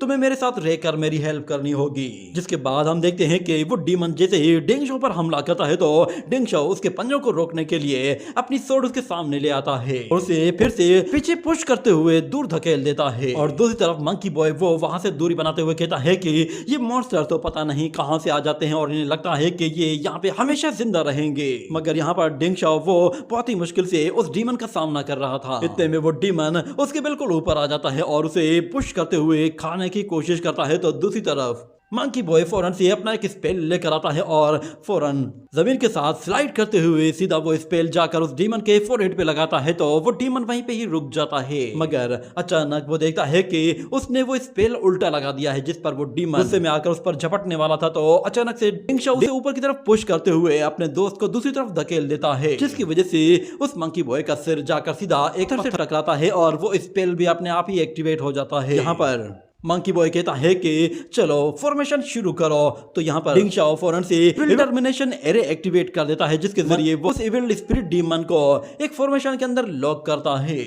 उस एरे से इतनी ज्यादा इविल टर्मिनेशन फायर निकलती है कि वो डीमन उसमें जलकर बुरी तरह से उलझ जाता है और कहा जाता है कि उस इविल टर्मिनेशन सील की वजह से उस डीमन ने अपनी पावर को कई गुना बढ़ा दिया था और वो अपने एक क्लोन के बजाय बहुत सारे क्लोन्स बना लेता है, जिस पर वो मंकी कहता है कि पहले एक डीमन भारी पड़ रहा था, अब इतने सारे डीमंस को कैसे हैंडल करेंगे। ये कहने के बाद वो सारे के सारे डीमन डिंग शाओ की तरफ एक साथ टूट पड़ते हैं तो डिंग शाओ फौरन से अपनी सोड निकालता है और हमें दिखाया जाता है कि वो लाइटनिंग स्पीड के साथ इतने ज्यादा अटैक करता है कि वो उन डीमंस के नीचे आने से पहले ही अपनी सोड के साथ उन्हें काट कर उनके टुकड़े टुकड़े कर देता है। उस सिविल स्पिरिट डीमन को मारने के बाद मंकी बॉय उसके ऊपर अपना पैर रखकर कहता है कि मैं आखिर करूं तो क्या करूं, ये इविल स्पिरिट डीमंस तो काफी ज्यादा खतरनाक और खूंखार है, मुझे लगा था कि शायद ये बेवकूफ होते हैं। इतना कहने की देर थी कि वो इविल स्पिरिट डीमन दोबारा से जाग जाता है और मंकी बॉय को मारने की कोशिश करता है तो अचानक से डिंगशा उसके सामने आ जाता है, मगर उसके से पहले ही वो स्पिरिट डीमन अपने आप ही टुकड़े टुकड़े हो जाता है, जिस पर डिंगशा भी हैरान हो जाता है कि आखिर यहाँ पर हुआ क्या। मगर डिंगशा को उस डीमन की बॉडी के अंदर कुछ अजीब तरह के थ्रेड्स नजर आ रहे थे, जिस पर वो कहता है कि ऐसा लग रहा है कि जैसे इस डीमन को किसी ने पपेट की तरह यूज किया है। पता नहीं आखिर किसने इसे दफनाने के लिए इसकी बॉडी को दोबारा से धागे के साथ सिया होगा। मगर मंकी बॉय कहता है कि हमारे इससे कोई लेना देना नहीं कि आखिर ये बॉडी किसने सी है। मगर डिंगशा कहता है कि ये बॉडी ओरिजिनल बॉडी नहीं है। और वहां पर वो मंकी बॉय उस कॉफिन के अंदर से कोई चीज बाहर निकालता है और कहता है कि ज़ुओगू की बॉडी से उसकी बोन्स में से कुछ पार्ट्स मिसिंग हैं। और डिंगशा भी कहता है कि हाँ, उसका हार्ट वो इस बॉडी में नहीं है। तो मंकी बॉय कहता है इसका मतलब फिर ये हुआ कि ज़ुओगू की बॉडी वो कहीं और मौजूद है और वो पहले ही एविल स्पिरिट के कंट्रोल में आ चुकी है। तो डिंगशा कहता है कि हाँ, असल में स्पिरिट और एविल स्पिरिट्स ये एक दूसरे पर भी हमला करती है। और क्योंकि इस वक्त ज़ुओगू की रियल बॉडी यहाँ पे मौजूद नहीं है, तो इसका मतलब ये है कि उसकी रियल बॉडी वो अभी भी ज़ाओ फैमिली के पास ही होगी और ज़ुओगू की स्पिरिट भी वो वहीं पर ही उन लोगों की फैमिली के आसपास कहीं होनी चाहिए। तो मंकी बॉय कहता है बताओ फिर हमें क्या करना चाहिए। तो डिंगशा कहता है कि तुम इस बॉडी को लेकर फौरन से ज़ुओजिया विलेज जाओ और वहां पर म्याओ युन और उसके दोनों ब्रदर्स को इस बॉडी को दफनाने का काम दे दो और मैं जाकर जरा लियांग फैमिली की खबर लेता हूँ। और फिर हमें 3 दिन बाद का सीन दिखाया जाता है, जिसमें हम लोग देखते हैं कि मिस ज़ाओ वो एक कॉफिन के सामने बैठी हुई रो रही होती है। इतने में अचानक उस रूम में एक एविल स्पिरिट आ जाती है और हमें दिखाया जाता है वो एविल स्पिरिट उस कॉफिन को हवा में ऊपर उठा लेती है, जिस पर मिस ज़ाओ बहुत ज्यादा डर जाती है और वो कॉफिन उड़ते हुए उस घर से बाहर चला जाता है। ये देखते ही मिस ज़ाओ वो भी फौरन से उस कॉफिन के पीछे भागते हुए बाहर जाती है, जिसके बाद उसे नजर आता है कि बाहर हर एक चीज डिस्ट्रॉय हो चुकी है, क्योंकि उस कॉफिन में मौजूद जो शख्स था वो पूरी तरह से एक डीमन बन चुका था। उसने वहां मौजूद हर एक शख्स को मारना शुरू कर दिया था। इतने में हम लोग वहां पर एक गोल्डन बर्ड को भी देखते हैं और दूसरी तरफ मिस ज़ाओ वहां पर एक अम्ब्रेला को देखती है। ये अम्ब्रेला असल में ज़ाओ गू का था। वो उस अम्ब्रेला को उठाकर उस मॉन्स्टर की तरफ देख रही होती है। इतने में हमें फिर दिखाया जाता है वहां पर मिस बाई भी अपीयर हो जाती है और वो ये सब कुछ देखती है। तो वो कहती है कि लगता है ये टास्क किसी से मिस जज हो गया है। वो मिस ज़ाओ से कहती है घबराओ मत, मैं एक स्पिरिट कल्टीवेटर हूँ। मगर मिस ज़ाओ काफी ज्यादा डरी हुई होती है, जिसकी वजह से मिस बाइशी उसे वहां से लेकर जाती है। और इतने में वो मॉन्स्टर जब उन्हें देखता है तो वो दोबारा से उन पे हमला करने की कोशिश करता है, मगर इस मर्तबा बीच में कोई और शख्स आता है, जिसकी वजह से वो शख्स उस मॉन्स्टर का शिकार हो जाता है। और फिर वो मॉन्स्टर जैसे ही एक कटा हुआ हाथ बाइशी की तरफ फेंकता है तो बाइशी अपनी सोट के साथ उसे काट कर रख देती है और फिर मिस ज़ाओ से कहती है ये मॉन्स्टर ज्यादा ताकतवर है, तुम जितना जल्दी हो सके अंदर चले जाओ। मगर वो मॉन्स्टर उसे किसी सूरत वहां से जाने देने वाला नहीं था। वो कहता है कि इस लड़की को मैं यहाँ से जाने नहीं दूंगा, इसकी वजह से ही मेरी जान गई है। ये कहने के बाद वो जैसे उस पर हमला करता है तो मिस बाइशी उसके हाथ काट देती है, मगर वो मॉन्स्टर दोबारा से अपने हाथों को रीजनरेट कर लेता है और फिर से हमला करने के लिए आगे बढ़ता है। और हमें दिखाया जाता है इस बार भी मिस बाइशी उसे मिस ज़ाओ तक पहुंचने नहीं देती और फिर से उसके हाथों को काटना शुरू कर देती है। मगर इन सब का उस डीमन पर कोई खास असर नहीं पड़ रहा था, क्योंकि वो हर मर्तबा अपने हाथों को रीजनरेट कर रहा था। और मिस बाइशी उसे कहती है चलो देखते हैं तुम ज्यादा तेज हो या फिर मेरी स्वॉर्ड। इतना कहने के बाद उन दोनों के बीच में लड़ाई शुरू होती है, जिसमें वो डीमन मिस बाइशी से कह रहा होता है कि तुम इस लड़ाई के बीच में मत पड़ो वरना तुम भी मारी जाओगी। मैं उस लड़की को हर हाल में मारना चाहता हूँ। उसने ना सिर्फ मुझे धोखा दिया है बल्कि उसने मेरी जान भी ली है, इसलिए मैं उसे किसी सूरत जिंदा नहीं छोड़ूंगा। अब पूरी की पूरी बाई फैमिली को इसकी कीमत चुकानी पड़ेगी। वो लड़की इतनी ताकतवर होती है कि वो उस डीमन का जमकर मुकाबला कर रही होती है। हालांकि वो डीमन काफी फास्ट होता है, मगर उसके बावजूद भी बाइशी के अटैक इतने स्ट्रॉन्ग होते हैं कि वो डीमन उन अटैक्स के सामने नहीं रुक पा रहा होता। पर जहां तक बात उस ज़ाओ गू की थी, जो कि एक डीमन बन चुका था, वो अब इतना गुस्से में था और बदले की आग में इतना जल रहा था कि वो किसी सूरत पीछे हटने को भी तैयार नहीं था। उसे हर हाल में उस लड़की को मारना था, इसलिए वो मिस बाइशी को काफी तगड़ी टक्कर दे रहा होता है। और हमें दिखाया जाता है कि एक मौका ऐसा आ जाता है कि वो मिस बाइशी को तकरीबन मारने के करीब तक आ गया था और वो उसे अपने हाथों के जरिए गोल गोल घुमाते हुए फौरन से ऊपर की तरफ उछालता है तो मिस बाइशी हवा में काफी ऊपर तक चली जाती है और यहाँ पर वो डीमन उसे दोबारा से मारने के लिए बिल्कुल तैयार खड़ा था, मगर अचानक से मिस बाइशी कहती है कि अब वक्त आ गया है कि इस डीमन को इसकी सजा दी जाए। ये कहने के बाद वो फौरन से अपनी ट्रू स्पिरिट को अवेकन करती है तो हमें उसकी स्पिरिट बॉडी को दिखाया जाता है जो कि एक फायर फिनिक्स बर्ड होता है। वो फौरन से नीचे आते ही उस डीमन को जलाना शुरू कर देता है। उस डीमन की बॉडी जैसे जलती है तो वो चीखना चिल्लाना शुरू करता है और कहता है कि आखिर ऐसा क्यों? एक तो मुझे बेवजह कत्ल कर दिया गया, मुझे धोखा दिया गया और अब तुम लोग मुझे अपना बदला लेने से भी रोक रहे हो। जिस पर मिस बाइशी उसे कहती है तुम अब इविल बन चुके हो, इसीलिए तुम बहुत सारे लोगों की जान लोगे। बेहतर यही है कि जो कुछ हो गया है उसे एक्सेप्ट कर लो और अब इस दुनिया से चले जाओ। मगर ज़ाओगू इसे एक्सेप्ट करने को किसी सूरत तैयार नहीं होता। वो कहता है कि चाहे कुछ भी हो जाए मैं अपना बदला लेकर रहूंगा। इतना कहने के बाद वो अपने हाथों को और भी ज्यादा बड़ा करते हुए उस फिनिक्स बर्ड को पकड़ लेता है, जिसकी वजह से वो फिनिक्स बर्ड बुरी तरह से फंस जाता है और अपने आप को नहीं छुड़ा पाता। जिस पर मिस बाइशी फौरन से उसे वापस बुला लेती है और वो डीमन दोबारा से खड़ा हो जाता है और हमें दिखाया जाता है कि जब वो अपने हाथों और पैरों को यूज करता है तो वो उन्हें साइज में काफी ज्यादा बढ़ाता है और मिस बाइशी के हाथ पैर पूरी तरह से पकड़ लेता है ताकि वो किसी सूरत वहां से ना हट सके और वो डीमन उसे आराम से शिकार कर सके। मगर हमें दिखाया जाता है अचानक से एक फ्लाइंग शॉट आती है और वो उस डीमन को सीधा हिट करती है, जिससे वो डीमन बहुत ही बुरी तरह से हर्ट होता है और वहां से काफी पीछे जा गिरता है। और उसके साथ साथ वहां पर एंट्री होती है डिंग शाओ की। वो वहां पर आते साथ ही उस डीमन पर हमला करते हुए उसे वहां से पीछे धकेल देता है और खुद मिस बाइशी की तरफ आ जाता है और कहता है कि आप यहाँ पे क्या कर रही है? तो मिस बाइशी कहती है पहले जरा इस डीमन को निपटा लें फिर आपस में बात कर लेंगे। तो डिंग शाओ कहता है ठीक है मैं आगे जाता हूँ, तुम मुझे कवर करो। इतना कहने के बाद डिंग शाओ भागते हुए उस डीमन के चारों तरफ गोल गोल घूमना शुरू हो जाता है। जिसके बाद वो डीमन जब उस पर अपने नुकीले स्टोन्स के जरिए हमला करता है तो डिंग शाओ अपनी स्पीड बढ़ाने के लिए अपने लाइटनिंग स्पेल को यूज करता है, जिसकी वजह से उसकी स्पीड अब और भी ज्यादा बढ़ जाती है और वो उन जायंट थॉर्न से अपने आप को बचाते हुए तेजी से भागना शुरू कर देता है और उस डीमन के करीब जाते ही उस पर कभी दाएं से तो कभी बाएं से अटैक करना शुरू कर देता है, जिससे वो डीमन और भी ज्यादा कंफ्यूज हो जाता है और उसे पता भी नहीं चलता और डिंग शाओ एक के बाद एक स्पेल यूज करता जाता है, जिससे वो उसे और भी ज्यादा वीक बनाता जा रहा था। और एक मौका ऐसा आ जाता है कि डिंग शाओ अपने फायर स्पेल को यूज करके उसकी बॉडी को जलाता है और फिर उसे हवा में ऊपर उछाल देता है। और इसी मौके का फायदा उठाते हुए मिस बाइशी वो अपनी हेवनली मैजिक बेल को भी समन करती है तो हमें दिखाया जाता है वो मैजिक बेल सीधे ऊपर से आकर उस डीमन पर गिरती है तो वो उसे वहां पर लॉक कर देती है, जिससे वो डीमन वहां से बाहर नहीं निकल सकता था। वो चारों तरफ से पंचेस मार मार कर उस बेल को तोड़ने की कोशिश करता है मगर कोई भी फायदा नहीं होता। इतने में फिर डिंग शाओ से कहता है तुमने बताया नहीं कि तुम क्या कर रही हो यहाँ पर और तुम्हारा डीमन के साथ लड़ने का क्या काम है। तो मिस बाइशी उसे बताती है कि उसने गुइशु ऑर्गेनाइजेशन को ज्वाइन कर लिया है। ये बात डिंग शाओ को थोड़ा सा सरप्राइज कर देती है, मगर वो लड़की उस डीमन को मारने के लिए अपनी सोर्ड निकालती है मगर डिंग शाओ वो उस स्पिरिट को मारने के लिए उसके लिए एक स्पेल बनाना शुरू करता है। तो वो लड़की अपनी सोर्ड के साथ उस स्पेल को डिस्ट्रॉय कर देती है और कहती है कि तुम ये क्या कर रहे हो। तो डिंग शाओ कहता है कि ये बंदा बेकसूर है, इससे जो भी कुछ हुआ है वो इस इविल स्पिरिट ने इससे करवाया है।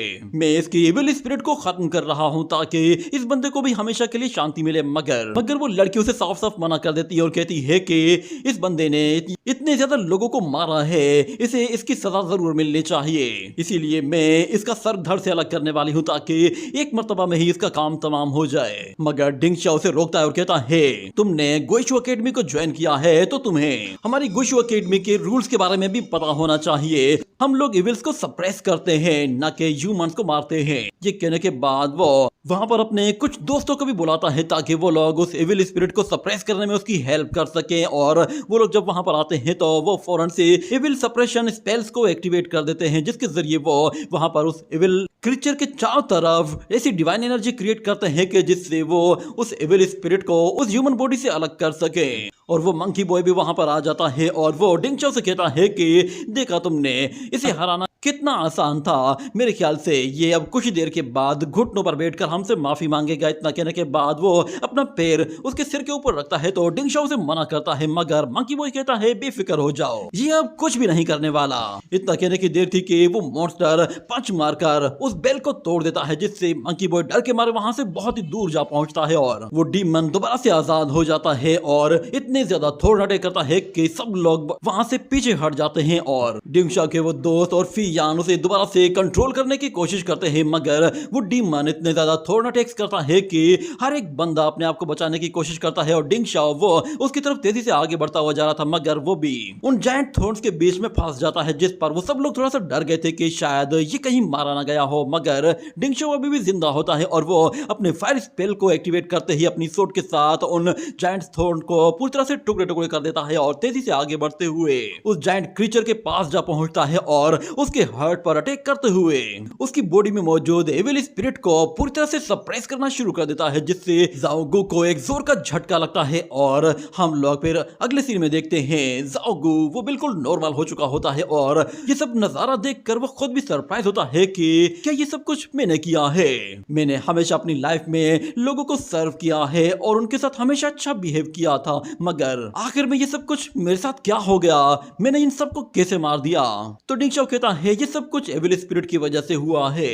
इतने में मिस जाओ भी वहां पर आती है तो उसे देखकर जाओ को अपना मुंह फेर लेता है, क्योंकि उसे लग रहा था कि मिस जाओ ने ही उसे मरवाया है, मगर वो लड़की उससे कहती है कि इसमें मेरा कोई कसूर नहीं, ये सब कुछ टियान जुआंग हुआन का किया हुआ है, उसने ही ये सब कुछ किया था। मगर जाओ को उसकी बात मानने को बिल्कुल भी तैयार नहीं होता और वो कहता है कि अगर तुम मुझसे प्यार करती थी तो तुम उसके साथ खेतों में क्या कर रही थी। ये सुनकर जाओ रोना शुरू कर देती है, जिसके बाद अचानक से मंकी बॉय वहां पर वो अम्ब्रेला थ्रो करता है और जाओगू से कहता है तुम इतनी बड़ी बड़ी बातें कर रहे हो, जरा ये छाता देखो, क्या तुम इसे पहचानते हो, ये तुम दोनों की प्यार की निशानी है ना। इस लड़की ने हमेशा इसे संभाल के रखा हुआ था। इतने में जाओगू को याद आता है कि जब वो लोग पहली मर्तबा मिले थे और उन लोगों के बीच में जब प्यार बढ़ने लगा था तो उन लोगों ने इस छाते को अपने प्यार की निशानी बनाया था और उस वक्त से लेकर अब तक ये छाता मिस जाओ के पास मौजूद था।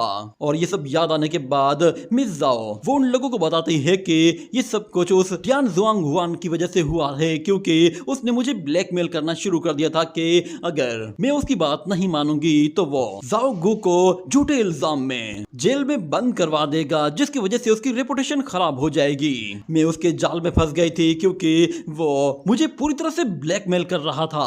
अब यहाँ पर जाओ गू को भी उसकी बातों पर यकीन आने लगता है, मगर अब काफी देर हो चुकी थी। डिंग चाओ फौरन से उसकी विल को सप्रेस करने के बाद अब कहता है कि चलो अब तुम्हें अपने अगले सफर की तरफ निकल जाना चाहिए। देखते ही देखते उसकी बॉडी पूरी तरह से गायब हो जाती है, जिस पर मिस जाओ बहुत ज्यादा रोती है और ये सीन यहीं पे ही कट हो जाता है। अगले सीन में हमें दिखाया जाता है कि डिंग चाओ वहां पर पड़ा हुआ एक स्पेल उठाता है और कहता है कि ये स्पेल मैंने लुफेंग सिटी में भी देखा था। जब वो लोग उस स्पेल को फियान को दिखाते हैं तो फियान उसे देखते ही बिल्कुल हैरान हो जाती है और अचानक से उसके सर में दर्द होने लगता है और उसकी आंखें रेड हो जाती हैं, जिस पर मिस बाशी कहती है इसका मतलब ये है कि तुम भी लुफेंग सिटी से हो।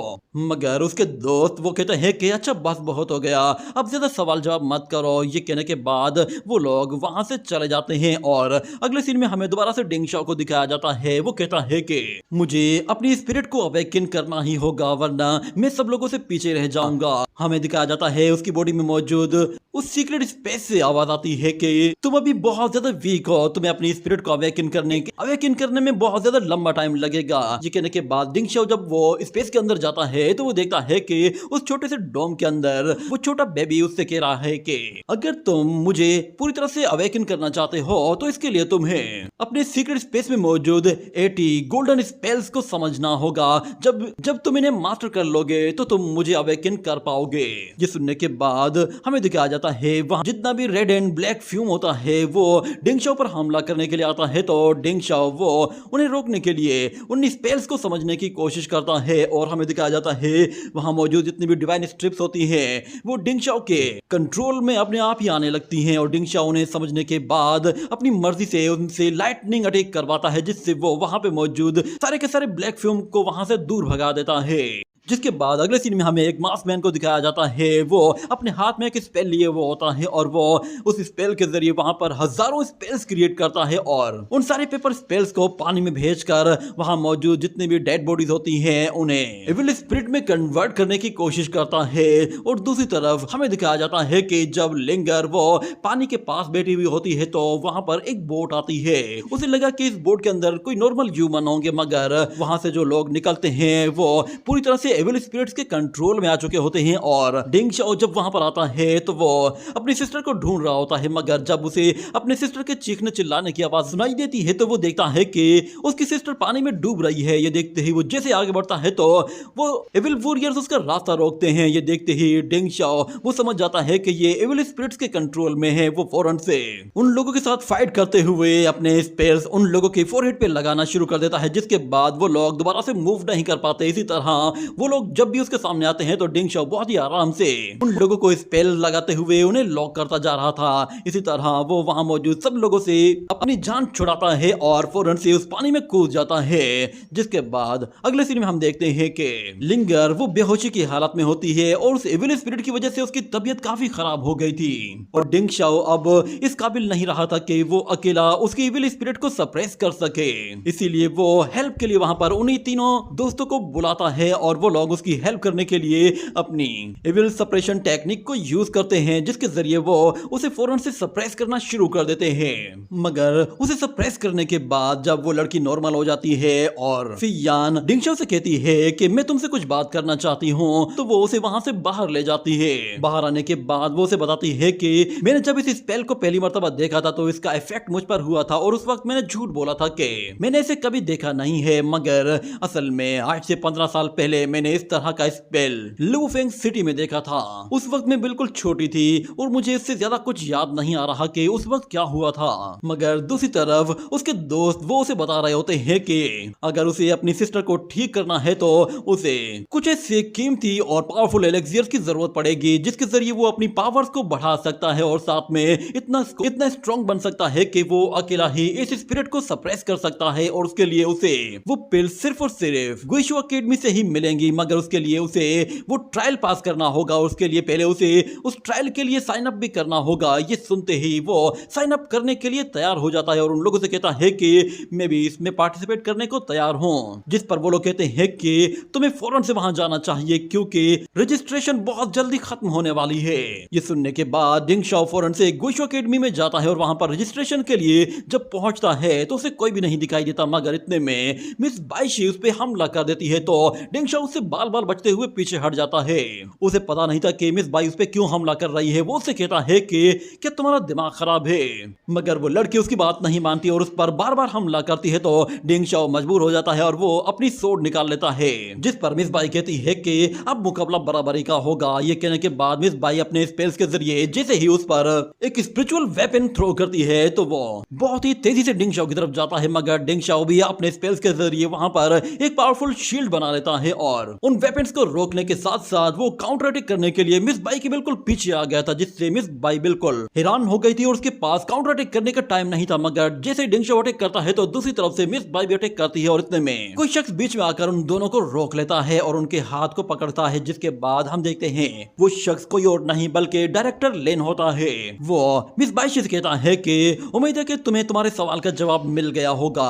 ये सुनकर डिंग शाओ कहता है सवाल, किस तरह का सवाल? मगर मिस्टर लेन वो बाइशी से कहता है कि मेरे ख्याल से अब तुम लोगों को आगे के बारे में सोचना चाहिए और डिंग शाओ को बताना चाहिए कि तुम यहाँ पर क्या तलाश कर रही हो सकता है वो तुम्हारी कोई मदद करे और क्योंकि वो यहाँ पे रजिस्ट्रेशन के लिए आया है तो अब तुम्हें उसे वहां पर लेकर भी जाना होगा। जिस पर मिस बाइशी कहती है कि ठीक है मैं उसे वहां पहुंचा दूंगी। ये कहने के बाद मिस बाइशी वो उसे एक रुमाल देती है और डिंग शाओ अपने हाथ में मौजूद जख्म पर हल्का सा कपड़ा लगाकर उसे साफ करता है और मिस बाइशी फिर उसे अपने बारे में बताती है कि असल में वो अपनी मदर को तलाश कर रही है जो कि आज से 15 साल पहले अचानक कहीं गायब हो गई थी और उसे डिंग शाओ पर शक था कि शायद डिंग शाओ इसमें इन्वॉल्व है क्योंकि डिंग शाओ की सिस्टर वो अजीब तरह से रिएक्ट करती है और वो खुद भी उस पेपर स्पेल को देखता है तो वो भी थोड़ा सा अजीब तरह से रिएक्ट करता है। मिस बाइशी उसे बताती है कि लुफेंग सिटी में मौजूद जितने भी लोग थे वो सारे के सारे इससे इफेक्टेड हुए थे और तुम दोनों भी लुफेंग सिटी में ही पैदा हुए थे तो तुम दोनों इससे इससे अफेक्टेड क्यों नहीं हो। ये सुनकर डिंग शाओ थोड़ा सा याद करने की कोशिश करता है तो उसके सर में दर्द होने लगता है। उसे कुछ भी समझ में नहीं आता कि उसके साथ क्या हुआ था और 15 साल पहले वाली स्टोरी का अब उसे कुछ भी याद नहीं था।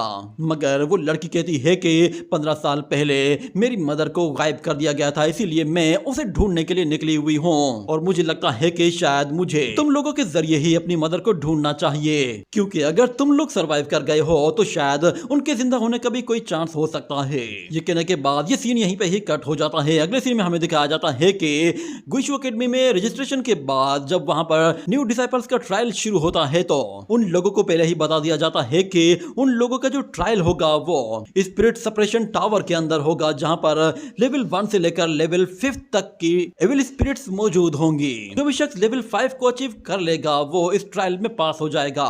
इतना कहने के बाद वो सारे के सारे लोग अपने अपने स्पेल्स निकाल लेते हैं और अपने आप को वहां से टेलीपोर्ट करते हुए उस टावर के अंदर पहुंचाते हैं। जब डिंग शाओ अपने साथियों के साथ वहां पर पहुंचता है तो वो देखता है कि वो एक ऐसी जगह पर आ पहुंचा है जहां पर बहुत ज्यादा एविल स्पिरिट के सिग्नल्स मिल रहे हैं, मगर साथ में वो अपने दोस्तों के साथ मौजूद था तो इसीलिए उसे इस बात की उम्मीद थी कि वो इनके साथ मिलकर लेवल 5 को अचीव कर ही लेगा।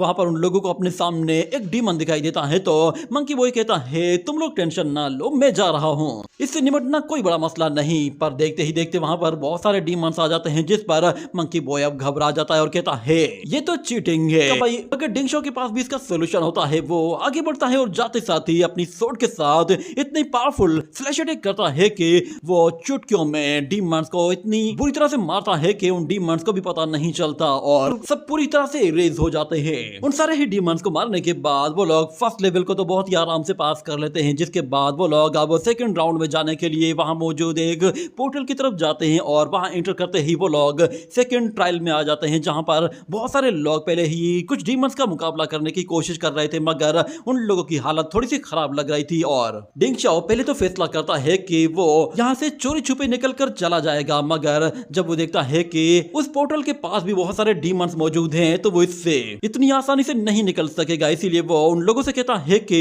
अब वक्त आ गया है, हम लोगों को भी कुछ करना होगा। इतना कहने के बाद मंकी बॉय वो वहां मौजूद डीमंस को आवाज देता है और कहता है कि आ जाओ, मैं देखता हूं तुम लोग मुझसे ज्यादा तेज भाग सकते हो या नहीं। वो जानबूझकर उन सारे ही डीमंस को चिढ़ाता है तो वो डीमंस फौरन से उसके पीछे पड़ जाते हैं। इतने में जाओ फेंग ऊपर से अपने एक स्पेल का अटैक करते ही उन सारे ही डीमंस को सप्रेस करने की कोशिश करता है और दूसरी तरफ बाकी लोग अपने वेपन्स के साथ उन डीमंस को मारना शुरू कर देते हैं। और एक डीमन तो मंकी बॉय के बिल्कुल करीब आ गया था, मगर एक सोड आती है और वो उस डीमन को काट कर रख देती है और साथ में मंकी बॉय के बिल्कुल गले के पास पहुंच गई थी, मगर मंकी बॉय जानता था कि डिंग शाओ कभी भी उसे नहीं मारेगा। उन सारे डीमंस को मारने के बाद उनका सेकंड ट्रायल भी आराम से क्लियर हो जाता है और वो लोग थर्ड ट्रायल की तरफ जाने लगते हैं, मगर वहां से जाते जाते वो वहां मौजूद लोगों को कहता है कि तुम लोग यहां से चले जाओ। जैसे ही वो लोग थर्ड ट्रायल में एंट्री करते हैं तो वो लोग फौरन से एक अबेस बैटल ग्राउंड में आ जाते हैं, जहां पर बहुत सारे लावा मॉन्स्टर्स होते हैं और वो उन लोगों का पीछा कर रहे थे, मगर जाओ फेंग जब वो जंप लगाकर दूसरी तरफ कूदने की कोशिश करता है तो वो नीचे गिरने वाला होता है, मगर डिंग शाओ उसे पकड़ लेता है और डिंग शाओ के पीछे मौजूद बाकी लोग पकड़ लेते हैं और इसी तरह वो लावा मॉन्स्टर्स नीचे लावा में गिर जाते हैं और जाओ फेंग अपने दोस्तों के साथ दूसरी तरफ जा पहुंचता है, जिससे वो लोग उस ट्रायल को भी क्लियर कर लेते हैं। इसी तरह वो लोग आगे जाने के लिए अब फोर्थ गेट की तरफ जाते हैं तो हमें दिखाया जाता है फोर्थ गेट के दूसरी तरफ एक बहुत ही बड़ा मॉन्स्टर मौजूद होता है और वो वहां मौजूद दो वॉरियर्स को मारने की पूरी कोशिश कर रहा था। एक तो उसके पैरों के नीचे मौजूद था और वो अपने दूसरे साथी को कहता है कि प्लीज मेरी मदद करो, मगर उसका दूसरा साथी जो कि पत्थर के पीछे छुपा हुआ था वो अपने दोस्त की मदद को नहीं आता, जिसकी वजह से वो पहला वाला बंदा मर जाता है और वो मॉन्स्टर फिर उस दूसरे लड़के की तरफ आगे बढ़ता है और उसे पकड़कर ऊपर उठाकर उसे जैसे ही खाने वाला होता है तो इतने में उस मॉन्स्टर को हल्की सी आवाज सुनाई देती है और वो डिंग शाओ की तरफ देखता है। ये देखते ही डिंग शाओ अपने दोस्तों से वहां से भागने को कहता है, जिसके बाद वो मॉन्स्टर उन लोगों पर टूट पड़ता है और उन्हें मारने के लिए अपना पूरा जोर लगाता है, मगर वो सारे के सारे लोग एक साथ मिलकर उस मॉन्स्टर का मुकाबला करने की कोशिश करते हैं, मगर वो मॉन्स्टर इतना ताकतवर होता है कि वो किसी को भी हमला करने का मौका ही नहीं दे रहा था, बल्कि वो लोग अपने स्पेल्स के जरिए भी उसे रोकने की कोशिश करते हैं ताकि वो लोग उसे सप्रेस कर सके, मगर उसका भी फायदा नहीं होता। यहाँ तक कि डिंग शाओ भी उसके अटैक की वजह से हल्का सा हर्ट होता है, मगर फिर वो लोग एक साथ मिलकर एक प्लान बनाते हैं और जब अपना कंबाइन अटैक करते हैं तो पहले वो लोग उसे सरप्राइज करने के लिए अपने स्पेल्स का इस्तेमाल करते हैं और फिर जब डिंग शॉ को मौका मिल जाता है तो वो जाते साथ ही अपनी स्वॉर्ड उसके सर पे घुसा देता है, जिससे उस डीमन का भी काम तमाम हो जाता है और इस तरह वो लोग 4th लेवल के मॉन्स्टर को भी मार देते हैं। तो अब वहां पर उन्हें रोकने वाला कोई और नहीं था, इसीलिए वो लोग 5th लेवल की तरफ जाने लगते हैं। मगर रास्ते में वो 2 वॉरियर जख्मी हालत में उन्हें नजर आते हैं। तो डिंग शॉ उन लोगों से कहता है कि तुम लोग आगे के सफर में नहीं जा पाओगे, तुम्हारी एनर्जी खत्म हो चुकी है, तुम्हारे पास पावर्स नहीं है और ना ही तुम्हारे पास कोई स्पेल बचा है। अगर अपनी जान बचाना चाहते हो तो यहाँ से बाहर चले जाओ। ये कहने के बाद वो उन लोगों को 2 सेफ्टी स्पेल्स भी दे देता है ताकि वो लोग वहां से आराम से बाहर निकल सके। इसी के साथ वो जैसे ही वहां से जाता है और 5th लेवल में एंटर करता है तो उसी के साथ ये एपिसोड यहीं एंड हो जाता है।